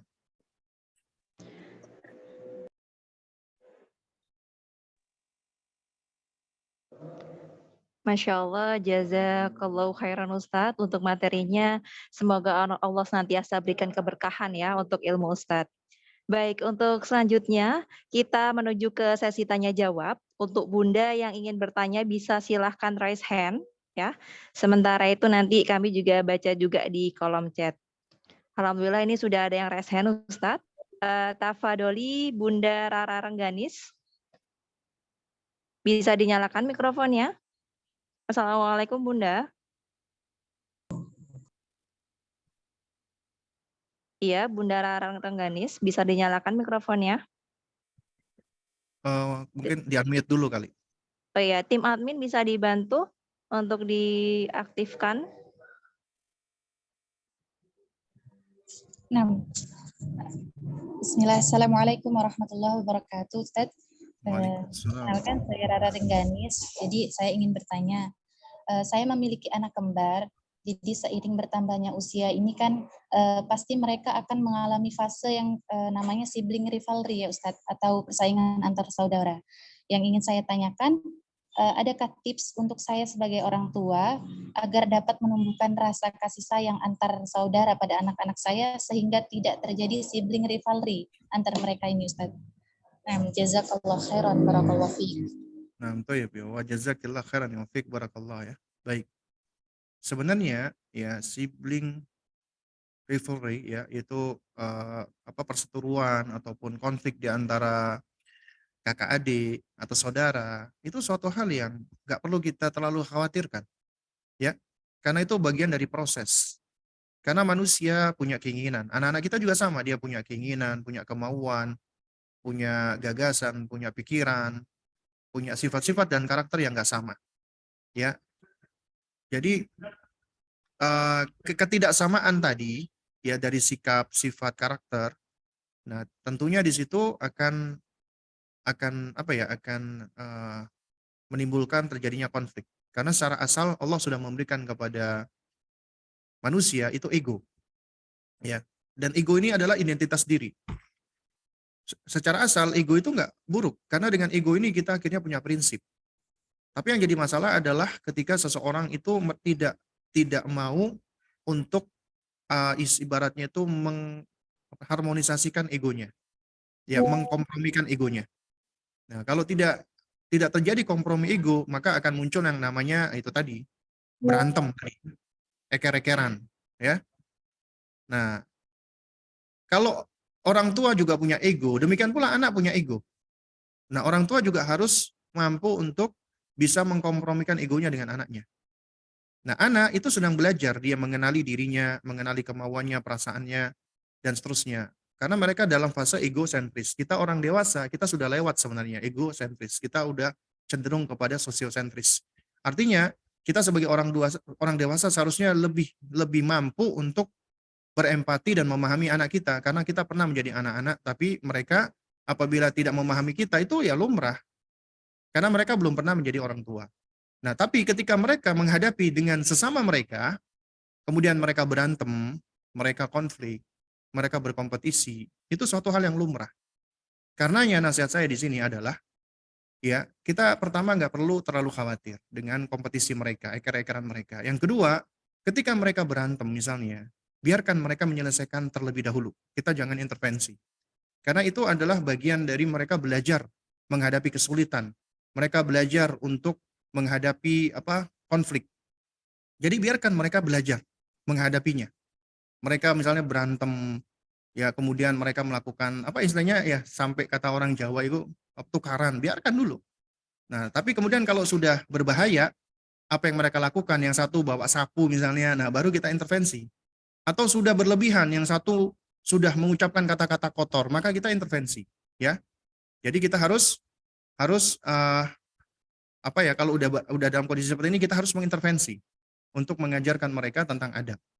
Nah, kemudian yang ketiga, kita harus ngerti ya, anak-anak kita meskipun dalam kondisi egosentris, mereka tetap punya rasa sayang. Itu fitrah yang udah Allah tanamkan terhadap orang tuanya, termasuk terhadap saudaranya. Jadi ketika mereka sedang berkompetisi, itu adalah suatu hal yang normal. Tugas kita adalah kita cukup mengamati, membersamai dan mengarahkan, membimbing apabila memang sudah waktunya atau kita melihat udah waktunya memang perlu untuk kita intervensi. Apabila tidak, maka kita biarkan saja mereka. Agar mereka juga bisa menyelesaikan konflik di antara mereka. Nah, kemudian yang terakhir, ya baru kita adakan acara-acara bareng-bareng sama-sama. Misalnya kita baca cerita bersama, kemudian kita intinya begini, kita libatkan mereka di dalam aktivitas-aktivitas bersama. Meskipun nanti mereka berkompetisi, nggak apa-apa, yang penting kita libatkan. Karena itulah yang akan menguatkan bonding di antara mereka. Oh ya, kemudian yang paling terakhir lagi, last but not least, adalah kita tetap berlaku adil kepada mereka. Jangan pilih kasih, jangan kita lebih mendahulukan si yang satu dengan yang satunya. Itu akan menumbuhkan yang namanya hasad, iri, dengki, dan itu bahaya. Karenanya kita harus sama-sama berusaha untuk berbuat adil di dalam pemberian, di dalam hadiah, dan seterusnya. Ya. Nah, insya Allah dengan ini, ya mudah-mudahan Allah Subhanahu Wa Taala akan memberikan taufiknya untuk kita dan juga untuk anak-anak kita. Dan kita nggak perlu sebenarnya terlalu khawatir dengan adanya sibling family ya. Apalagi kalau itu masih anak-anak. Nah, kecuali kalau sudah gede, udah dewasa, mereka berkompetisi dengan cara yang tidak sehat misalnya, ataupun juga dalam rangka untuk ngejar materi, ngejar warisan, baru ini suatu hal yang maksudnya memang ya ini sebenarnya buah dari hasil pendidikan kita. Nah, Masya Allah, jazakallahu khairan Ustadz untuk jawabannya. Selanjutnya ada pertanyaan di dalam kolom chat yang sudah dipilih oleh tim Aslah. Silakan ditampilkan. Baik, ini Ustadz. Untuk pertanyaan pertama dari Bunda Siti Nur Anissa. Bagaimana cara mengetahui ikhwan yang baik agamanya dan akhlaknya? Apakah boleh Ustadz menikah dengan ikhwan yang berbeda manhaj? Wah, ini mungkin calon bunda ya Ustadz. Tafadhol Ustadz. Bagaimana kita mengetahui ikhwan yang baik agamanya dan akhlaknya? Ya, jadi memang secara asal laki-laki dan perempuan yang akan menikah itu satu dengan yang lainnya asing ya. Artinya kita tidak kenal dia. Ya. Karenanya kita diperbolehkan untuk ta'aruf dalam tanda kutip ya. Memang istilah ini adalah istilah yang tidak ada di dalam buku-bukunya para ulama ya. Kita nggak akan dapat ini di buku-bukunya fikih ya, fikih munakahat atau fikih pernikahan dari para ulama nggak ada yang namanya ta'aruf, nggak ada. Yang ada adalah nadhar, kemudian khitbah, kemudian akad nikah, kemudian walimah. Ya, namun istilah ta'aruf ini sebenarnya adalah istilah yang berangkat dari bagaimana kita berusaha untuk mengenali pasangan kita. Ya, karena Nabi SAW sendiri memberikan nasihat ya, dan perintah Nabi ini adalah kepada para wali ya, yaitu Nabi mengatakan idza atakum man tardawna dinahu, apabila datang kepadamu orang yang engkau ridhoi agamanya, wa khuluquhu, dan akhlaknya, maka fazawijuhu, maka nikahkanlah dia. Ya. Nah, dari hadis ini kita bisa mengambil pelajaran bahwasanya yang seharusnya membantu anak perempuan untuk mencari jodoh adalah ayahnya. Ayahnya yang membantu menyeleksi laki-laki yang soleh, yang baik agamanya dan akhlaknya untuk putrinya. Kenapa? Karena kita tahu ya, anak perempuan itu meskipun dia udah baligh, udah dewasa, masih berada di bawah tanggung jawab ayahnya. Ketika menikah, dia itu berarti sedang menyerahkan tanggung jawab itu kepada laki-laki yang lain, suaminya. Amanat itu diserahkan kepada laki-laki lain. Karenanya sang ayah harus memilih, menyeleksi jodoh yang tepat untuk anaknya. Dan yang menjadi standarnya dua, agama dan akhlak. Bagaimana kita bisa tahu bagaimana agama dan akhlaknya? Maka kita cari tahu dari orang-orang terdekatnya. Dari ibunya, dari saudarinya, dari ayahnya, dari teman-teman dekatnya. Kita berusaha untuk mencari tahu. Juga termasuk dari ustadznya atau gurunya apabila kenal. Ya. Jadi kita bisa mencari tahu bagaimana orang ini dalam kesehariannya. Ya. Jadi jangan tanya langsung apa kepada ikhwannya. Akhi, apakah antum orang yang soleh? Ana insya Allah soleh dong. Ya susah. Kenapa? Karena seseorang menjelaskan tentang dirinya itu berat. Ya. Dan itu sulit untuk dipercaya. Yang bisa kita cenderung untuk mempercayai apabila kita mengambil informasi dari orang-orang yang paling dekat dengan dirinya. Apakah boleh nikah dengan orang yang beda manhaj? Kalau kita ngomong tentang sah atau tidak sah, ya sah. Tapi kita bicara tentang bagaimana kita ingin membangun rumah tangga yang selamat, rumah tangga yang bisa bersinergi, melangkah bersama di dunia dan di akhirat. Kita bukan menikah untuk berkumpul di dunia saja. Karenanya apabila berbeda manhaj, sangat besar potensi untuk terjadi konflik, untuk terjadi perselisihan dan pertikaian. Apalagi kalau seandainya itu menyelisih manhajnya ahlu sunnah.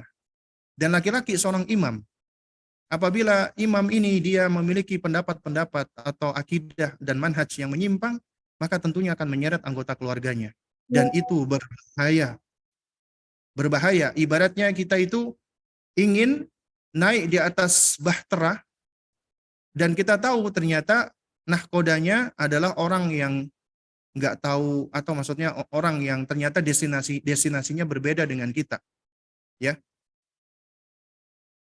Nah, sehingga tentunya akan membahayakan bahtera kita. Jadi kalau dikatakan boleh atau tidak boleh, wallahu a'lam bishawab, jawaban saya adalah tidak boleh. Tapi kalau sah, ya sah. Ya. Nah, Masya Allah, barakallahu fiik Ustadz. Untuk pertanyaan kedua dari Bunda Mirna Juwita, di materi sebelumnya Ustadz mengatakan perempuan atau bunda itu memiliki fitrah kasih sayang. Namun kenapa di lapangan ditemukan ada seorang atau bunda yang tega membunuh anak kandungnya sendiri sebab sang anak menangis terus padahal si anak baru berusia 2 tahun. Melalui berita ini, apa penyebabnya ya Ustadz? Kenapa tega melakukan hal tersebut? Nah, itu ya. Ini sebenarnya pertanyaan yang sebenarnya kemarin saya di Masjid As-Salam juga sudah menjelaskan bahwasanya wanita, ibu itu secara fitrah, insting, naluri, ghoriza, watak, tabiat adalah makhluk yang lemah lembut. Allah berikan kelemah lembutan tersebut. Yaitu kita bicara tentang kondisi ideal ya. Secara konsep Allah Subhanahu wa taala udah berikan hal ini kepada wanita. Tapi ternyata secara realita Apakah semua wanita itu berlaku kasih sayang kepada anaknya? Ternyata jawabannya tidak. Jawabannya adalah ternyata tidak. Kenapa ini terjadi? Ternyata semuanya bermuara pada satu jawaban. Karena al-jahlu, kebodohan. Bodoh, nggak punya ilmu. Karena akar semua keburukan, kemaksiatan, kesesatan, kesyirikan, kebid'ahan, kefasikan, itu adalah karena kebodohan. Terutama al-jahlu billah, bodoh terhadap Allah, penciptanya. Kemudian al-jahlu bin nafsi, kemudian bodoh terhadap dirinya. Ya.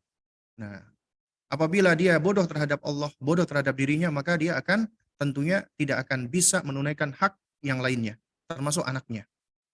Dan itu akan merusak fitrahnya. Fitrah itu apabila tidak dijaga, tidak dipelihara, tidak ditumbuhkan, bisa rusak. Dan yang bisa menumbuhkan dan menyuburkan fitrah ilmu. Apabila ilmu itu tidak menumbuhkan, maka fitrah itu bisa menjadi gersang, kering kerontang.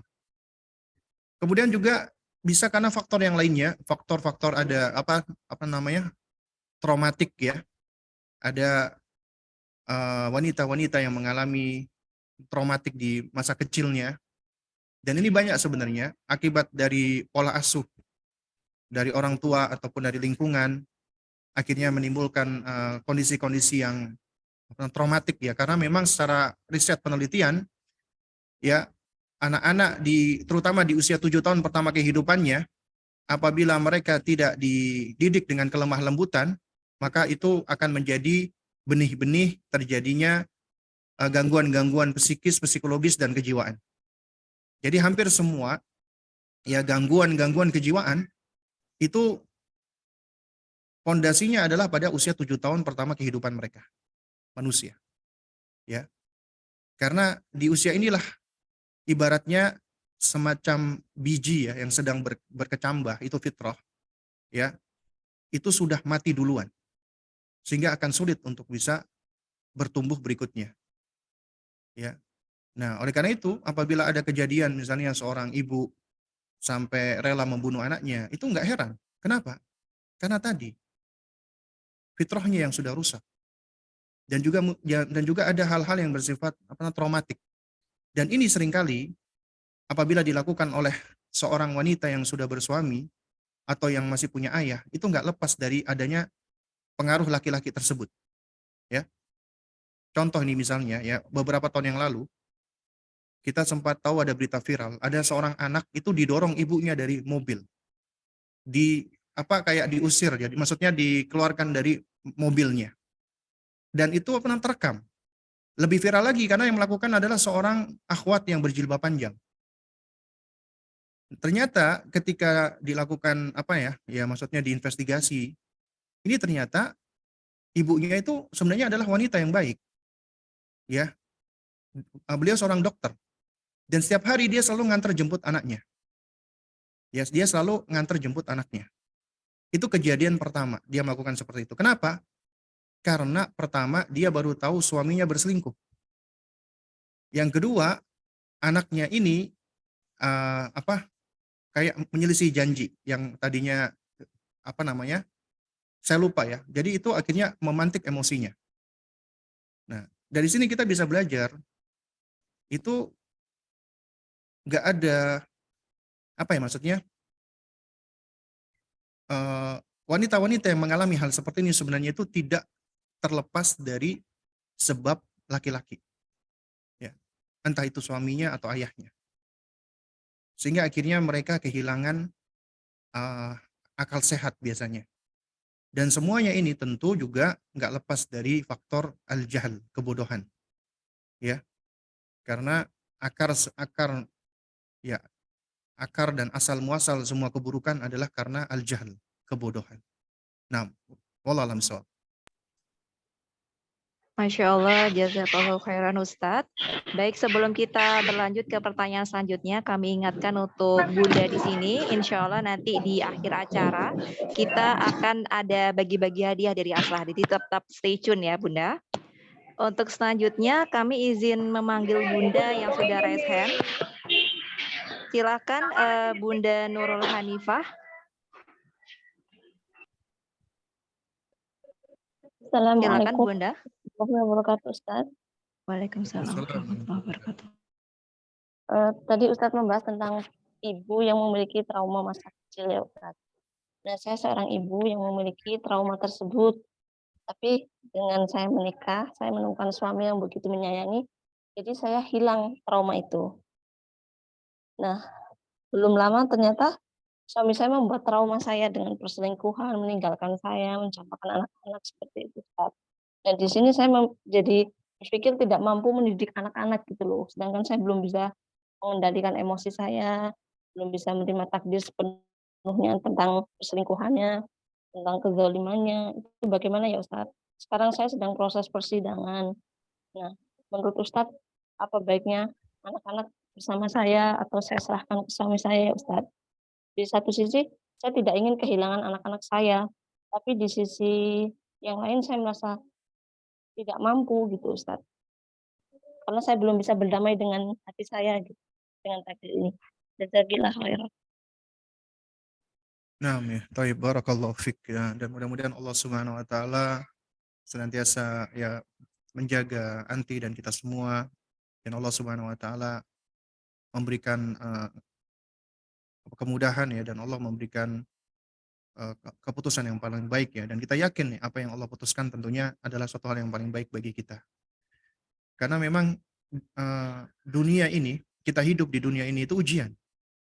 Ya, ujian itu akan selalu datang silih berganti. Dan kita perlu untuk terus, ya kuncinya adalah kita senantiasa membangun kepercayaan diri kita kepada Allah Subhanahu wa taala. Ingat ya, ini ada sebuah quote yang sangat luar biasa bagus ya. Dikatakan bahwasanya al-ibtila'u, yang namanya ujian, itu adalah laisa ikhtibar li quwwati syakhsiyatika. Yang namanya ujian dari Allah itu bukanlah cobaan untuk menguji sejauh mana kekuatan dirimu, sejauh mana kekuatan pribadimu. Bukan. Tapi ujian dari Allah Subhanahu wa taala itu adalah ikhtibar, ujian untuk menguji likuwatika, ya, likuwati isti'anatika billahi. Untuk menguji sejauh mana kekuatanmu di dalam beristi'anah, meminta tolong kepada Allah. Itu. Jadi ujian itu bukan sekedar menguji kita kuat atau enggak, bukan. Allah udah memberikan kekuatan kepada kita, tapi kita yakin la haula wala quwata illa billah, tidak ada daya, tidak ada kekuatan kecuali dengan pertolongan Allah. Makanya Allah memberikan ujian itu, di antara hikmahnya adalah untuk menguji sejauh mana kita mau dan senantiasa meminta pertolongan kepada Allah, karena Allah lah yang akan memberikan pertolongan dan menguatkan kita. Ya, karena sejatinya kita lemah. Allah yang menguatkan kita. Ya, kita dhaif, fakir. Allah yang menjadikan kita mampu. Makanya ketika kita dilanda oleh kesulitan, itu artinya Allah Subhanahu wa taala menghendaki agar kita mengingatnya dan mendekat kepadanya. Dan itulah tanda kecintaan Allah. Makanya Nabi mengatakan, innallaha idza ahabba qauman ibtalahum. Sesungguhnya Allah, apabila Allah Subhanahu wa taala menguji suatu kaum, ya, mencintai suatu kaum, maka Allah akan mengujinya. Allah akan menguji mereka. Jadi semakin besar ujian, berarti itu tanda Allah semakin sayang dengan kita. Karena dengan ujian itu kita akan merasa lemah. Kita merasa sedih. Kita merasa kecewa. Kita merasa marah. Itu sinyal-sinyal dari diri kita, tubuh kita, perasaan kita, agar kita mencari tempat bersandar. Dan tidak ada satupun tempat bersandar yang paling kuat, melainkan kita bersandar kepada Allah Subhanahu wa taala. Allahus Samad. Allah bersandar semua makhluk kepadanya, dan Allah yang bisa menolong kita. Karena itu, ya, dengan ujian ini carilah kekuatan dengan mendekat kepada Allah. Kita diuji oleh Allah. Dahulu kita punya hal-hal yang trauma. Alhamdulillah Allah hadirkan suami. Suami yang penyayang, yang memperhatikan, sehingga akhirnya fase-fase kita mengalami trauma terobati. Ternyata setelah itu, suami kita yang membuat kita trauma lagi. Allah ingin mengingatkan gitu loh. Kita lihat nih, misalnya Nabi Ibrahim alaihissalam. Nabi Ibrahim alaihissalam, beliau itu bersabar untuk bisa memperoleh momongan. Hingga usia beliau cukup tua. Akhirnya Allah berikan beliau momongan. Allah berikan beliau anak. Diuji oleh Allah Subhanahu wa taala. Diperintahkan oleh Allah untuk membawa istrinya Ibunda Hajar dengan bayinya Ismail di sebuah negeri tempat yang kering, kerontang, gersang, tidak ada sesuatu apapun. Ujian bagi seorang ayah. Padahal namanya ayah cinta sama cinta sama anaknya, sayang sama anaknya dan istrinya. Diuji oleh Allah. Seakan-akan Allah ingin membersihkan di dalam hatinya tentang attachment-nya Ibrahim alaihissalam, ya, tentang kecintaannya Ibrahim alaihissalam kepada anaknya. Diuji oleh Allah. Engkau lebih mendahulukan mana? Cintamu kepada Allah atau kepada anak dan istrimu? Nabi Ibrahim lebih mendahulukan cintanya pada Allah. Dan Allah tolong Hajar dan Ismail. Akhirnya Allah kumpulkan lagi Ibrahim alaihissalam dan putranya Ismail. Kemudian diuji lagi oleh Allah karena Ibrahim begitu sayangnya kepada Ismail. Diajak beraktivitas sama-sama untuk membangun qawaid, ya, Baitul Haram. Ayah mencintai anaknya luar biasa. Diuji oleh Allah. Diberikan wahyu melalui mimpi untuk menyembelih anaknya. Diuji lagi oleh Allah. Ya, wahai Ibrahim, bagaimana attachment-mu? Apakah engkau lebih mendahulukan attachment-mu dengan Allah ataukah anakmu? Akhirnya Ibrahim alaihissalam lebih mendahulukan perintah Allah. Dan Allah berikan kebaikan. Dari kisah ini kita belajar, seringkali kita diuji oleh Allah Subhanahu wa taala dengan sesuatu yang awalnya itu kita anggap sebagai karunia. Tapi ternyata kita diuji. Ini untuk apa? Untuk menjadikan bahwasanya satu-satunya yang bisa kita percaya, yang kita bisa berpegang dengannya, kita bisa bersandar, hanya Allah Subhanahu wa taala. Bukan suami kita, bukan orang tua kita, bukan teman kita, bukan makhluk. Karena mereka lemah. Yang bisa membantu kita cuma Allah. Itu harus kita terus wujudkan.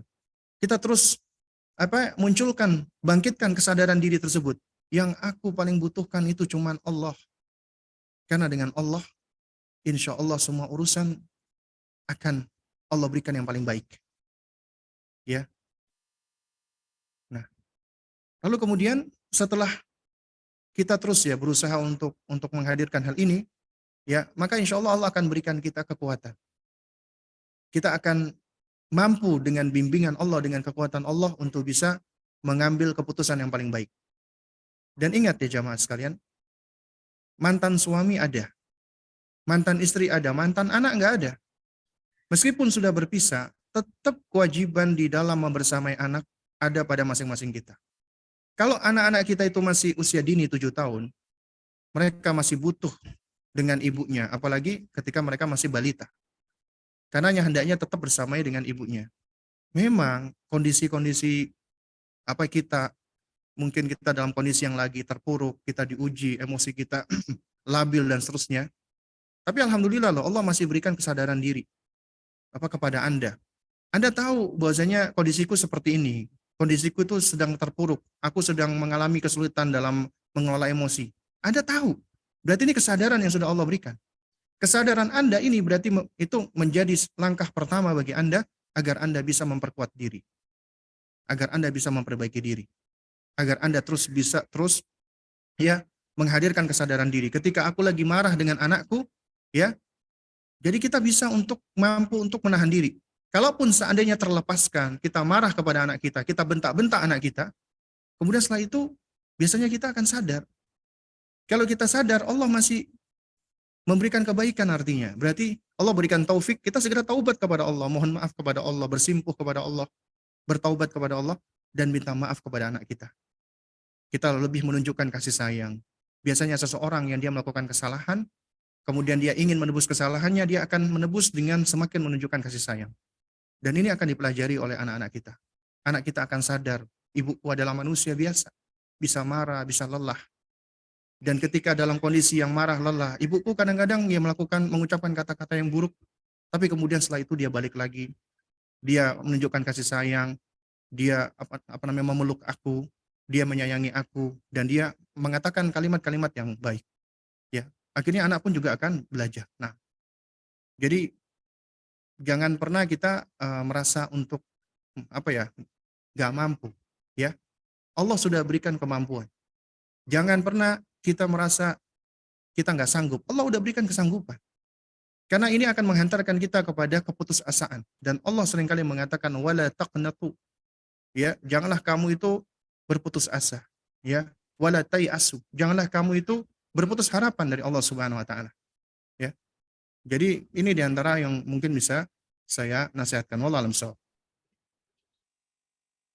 Masya Allah, jazakallahu khairan Ustadz. Untuk jawabannya, semoga Bunda tadi yang mengalami kejadian tersebut diberikan ketabahan oleh Allah dan kemudian diberikan kemudahan untuk segala urusannya. Amin. Allahumma amin. Alhamdulillah, akhwat dan ummahat, kita sudah ada di akhir acara kajian. Insya Allah setelah ini ada kuis Ustadz, namun karena mungkin Ustadz ada kegiatan lain, kami persilakan Ustadz untuk meninggalkan Zoom. Kami Baik. dari Aslah dan Panitia Muslim mengucapkan jazakumullah khairan. Terima kasih Ustadz sudah mau berbagi ilmu di sini. Semoga Allah jaga Ustadz dan keluarga dan Allah berkahi semua kegiatan Ustadz. Amin. Allahumma amin. Ya, baik, syukran. Jazakumullah khairan. Juga untuk panitia yang sudah memfasilitasi. Ya, barakallahu fikum. Mudah-mudahan yang kita pelajari ini bisa memberikan manfaat untuk kita semua ya, dan juga kita diberikan hidayah dan taufiknya oleh Allah Subhanahu wa taala, bisa terus belajar dan menuntut ilmu, dan kita juga bisa menjadi ibu yang paling baik untuk anak-anak kita. Jadi Anda tidak dituntut untuk menjadi ibu yang baik bagi semua anak, tapi Anda dituntut untuk menjadi ibu yang terbaik ya untuk anak-anak Anda, dan Anda mampu insyaallah dengan izin Allah, dengan pertolongan dari Allah Subhanahu wa taala ya. Jadi Anda mampu menjadi versi yang paling baik untuk anak-anak Anda. Dan mudah-mudahan Allah Subhanahu wa taala karuniakan kepada kita semua ya, taufik, dan Allah istiqomahkan kita, dan Allah kumpulkan kita semua di jannahnya. Mungkin ini yang dapat saya sampaikan, kurang lebihnya saya mohon maaf. Barakallahu fikun jami'ah ya. Assalamualaikum warahmatullahi wabarakatuh. Waalaikumsalam warahmatullahi wabarakatuh Ustadz. Baik, akhwat dan ummahat, seperti yang kami sampaikan di awal acara bahwa kita akan membagikan hadiah. Namun sebelum itu Bunda, ada informasi penting yang akan disampaikan oleh Kak Dela. Coba kita cek sound dulu, apakah Bunda masih ada di depan Zoom? Boleh raise hand ya Bunda? Silakan, Masya Allah, Masya Allah. Jazakumullah khairan Bunda yang masih stay tune di sini. Mari kita sapa terlebih dahulu ya Kak Dela dari Asla. Assalamualaikum Kak Dela. Waalaikumsalam warahmatullahi wabarakatuh. Masya Allah. Bagaimana kabarnya Kak Dela? Masya Allah, alhamdulillah baik, Mbak Nabila. Alhamdulillah. Nah, ini ada informasi spesial apa nih Kak Dela buat Bunda semuanya? Baik, kalau gitu saya mohon izin. Sebelumnya, Assalamualaikum warahmatullahi wabarakatuh. Selamat pagi semuanya. Perkenalkan, saya Afdela dari Aslah. Di kesempatan kali ini saya ingin menyampaikan sebuah informasi spesial, yaitu sebuah penawaran menarik yang cocok banget buat ibu-ibu atau mungkin suami atau kerabat yang ingin buka usaha, ingin menambah penghasilan yang bisa dikerjakan di rumah, dan memiliki modal. Ini adalah bentuk usaha yang bisa banget ibu-ibu coba atau ibu rekomendasikan kepada suami atau kerabat di rumah, yaitu menjadi mitra kebaikan Aslah. Nah, maaf.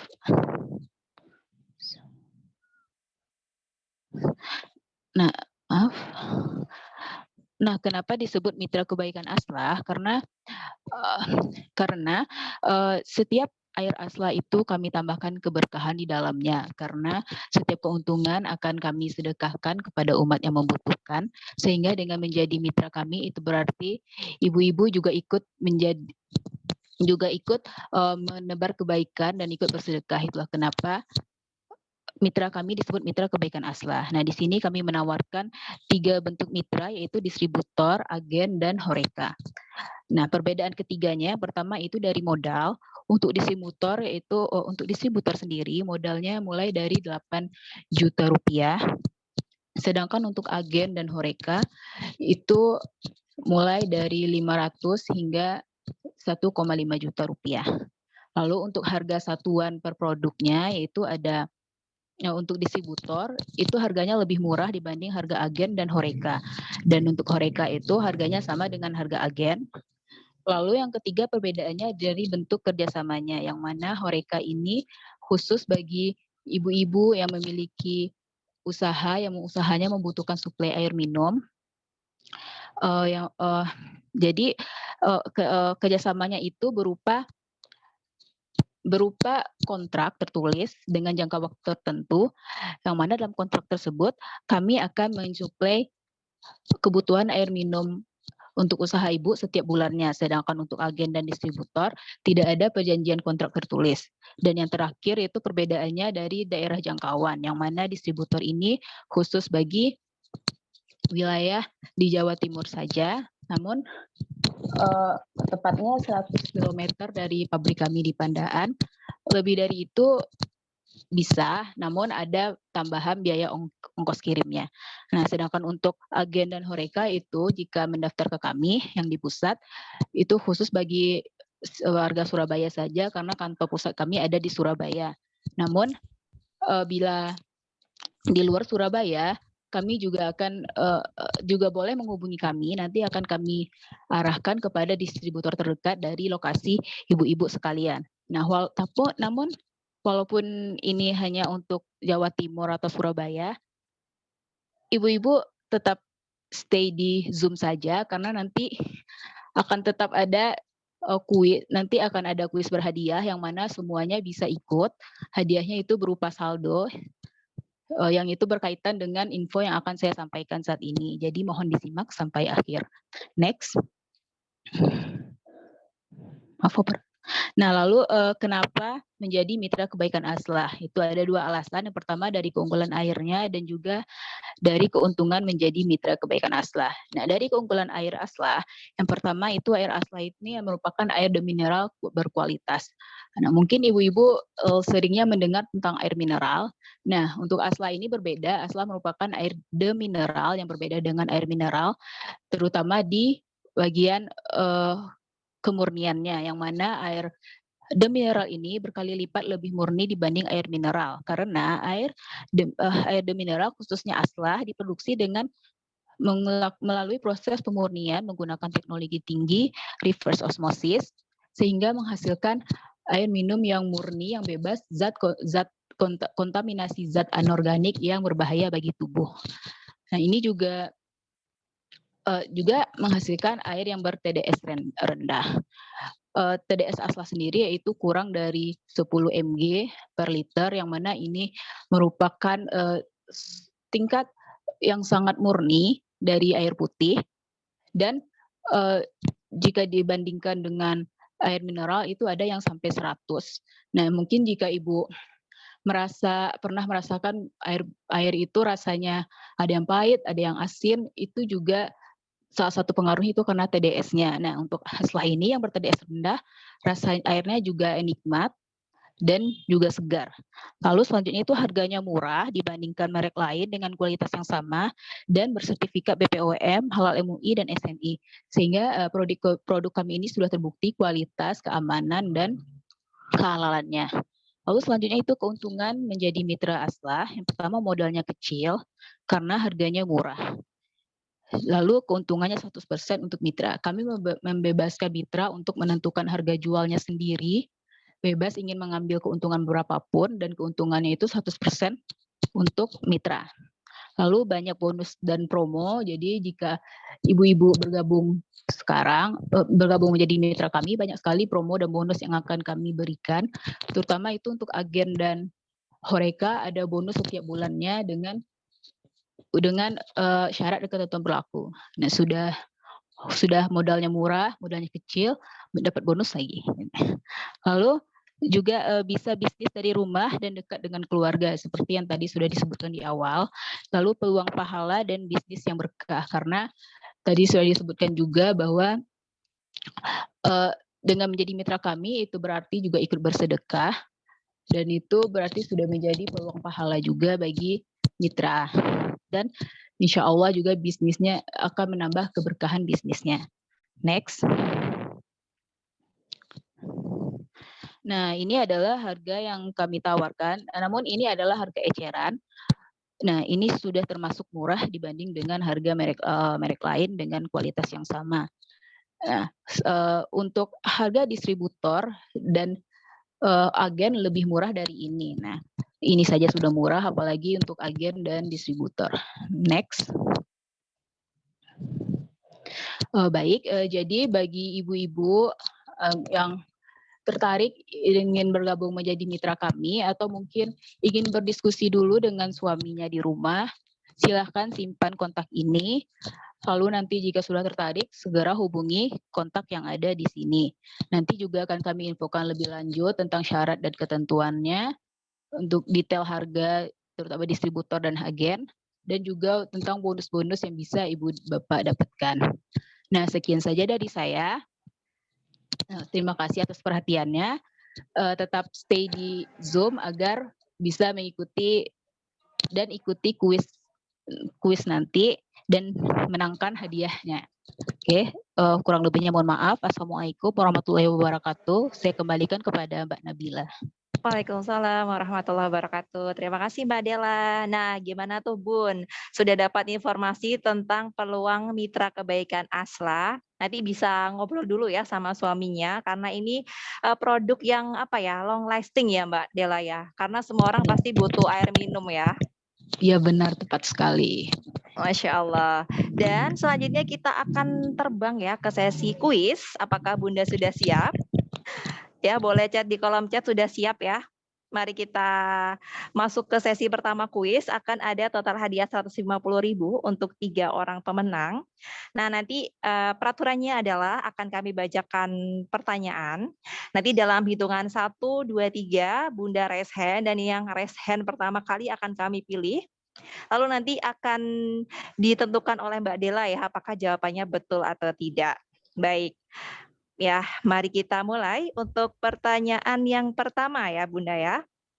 Sebentar, saya baca dulu.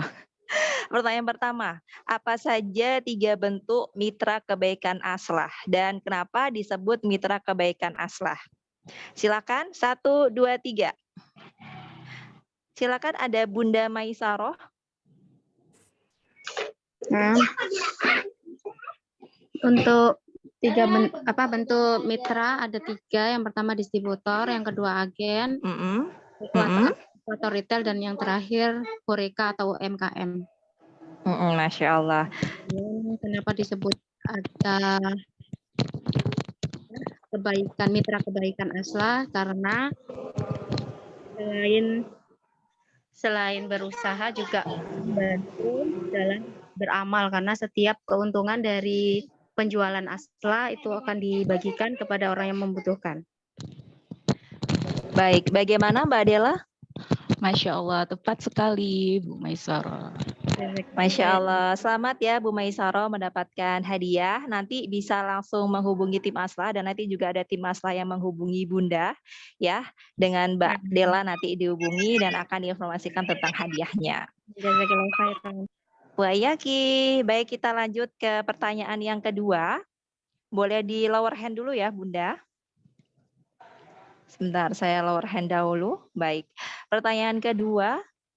Sebutkan 3 alasan kenapa harus memilih menjadi mitra kebaikan Aslah. 1, 2, 3. Silakan, ada Bunda Nabila Fitri Junia. Ya, Bu. Iya, gimana Bun? Yang pertama itu air keuntungannya atau ini keunggulan air aslahnya tadi. Kenapa harus memilih menjadi mitra kebaikan Aslah? Keuntungan yang didapatkan. Karena hasil dan keuntungannya 100% untuk mitra. Terus di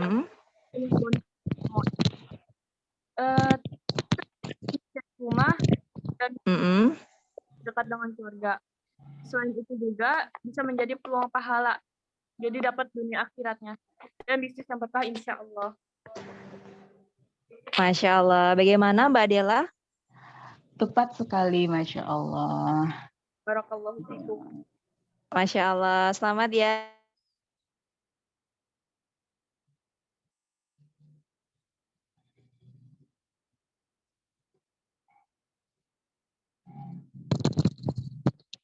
Maaf, nggak ada suaranya.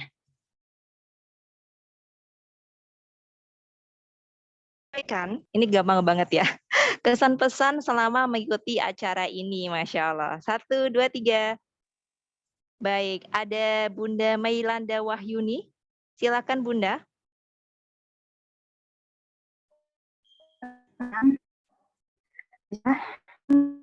Kesan dan pesannya. Bagaimana Bunda? Ya, tadi kesan dan pesannya ya. Iya, betul.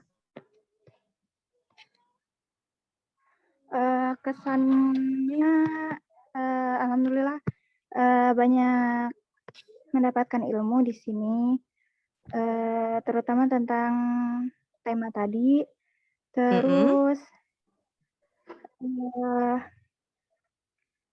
bisa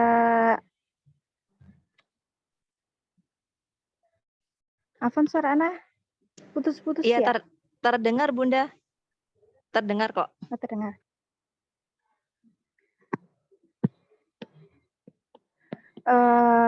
Kesan dari saya untuk kelas Aslaha ini memberikan manfaat untuk bunda-bunda dan calon bunda salihah, insya Allah. Pesannya, insya Allah semoga kedepannya Aslaha bisa buka kelas lagi yang bermanfaat untuk kebaikan muslimah, insya Allah. Baik. Bagaimana Mbak Dela? Masya Allah doanya. Ya insya Allah ya Ibu, tiap bulan kita bakal ada acaranya. Jawabannya mantap. Masya Allah, jazakillah khairan Bunda Mailanda Wahyuni, nanti akan dihubungi oleh tim Aslah dan diinformasikan di dalam grup. Wa yaki Bunda. Dan untuk Bunda yang belum dapat ini ya hadiahnya, tenang saja karena kita akan menuju ke sesi 2. Silakan teman-teman Aslah di next kan slide-nya. Jadi bagi Bunda yang belum mendapatkan hadiah masih ada kesempatan ya. Silakan diisi kolom feedback dan kuis materi kajian yang sudah kami tampilkan di dalam layar bit.ly/ASC hubung feedback hubung hadiah. Silakan diisi, nanti akan kami pilih 5 orang pemenang yang akan mendapatkan hadiah saldo dari Aslah Pure Water. Masya Allah ya. Dan bagi Bunda yang menanyakan tentang rekaman dan sebagainya, insya Allah nanti akan kami bagikan di dalam grup. Jadi tetap stay tune ya di grup. Dan bagi yang tadi ingin mendaftar sebagai mitra kebaikan Aslah, jangan tunggu lama-lama, langsung aja daftar karena kesempatan ini Masya Allah banget bisa membantu keluarga muslim. Baik, alhamdulillah Bunda, tidak terasa kita sudah ada di penghujung acara ya. Masya Allah, jazakunallah khairan Bunda sudah hadir dalam Aslah Special Class bersama Parenting Muslim. Semoga kedepannya kita bisa memberikan kelas-kelas yang lebih fresh dan bermanfaat untuk Bunda dan keluarga Muslim. Kami dari Aslah Pure Water dan Parenting Muslim, mohon maaf untuk salah kata dan perbuatan. Semoga Allah berkahi semua kegiatan yang akan dilakukan Bunda setelah ini ya. Mari kita tutup dengan doa kafaratul majlis. Subhanakallahumma wa bihamdika asyhadu an la ilaha illa anta astaghfiruka wa atubu ilaik. Wassalamualaikum warahmatullahi wabarakatuh. Waalaikumsalam warahmatullahi wabarakatuh.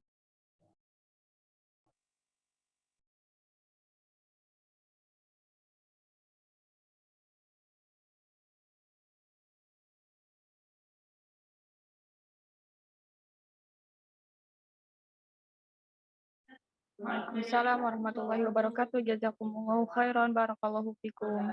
Ana izin live. Assalamualaikum warahmatullahi wabarakatuh.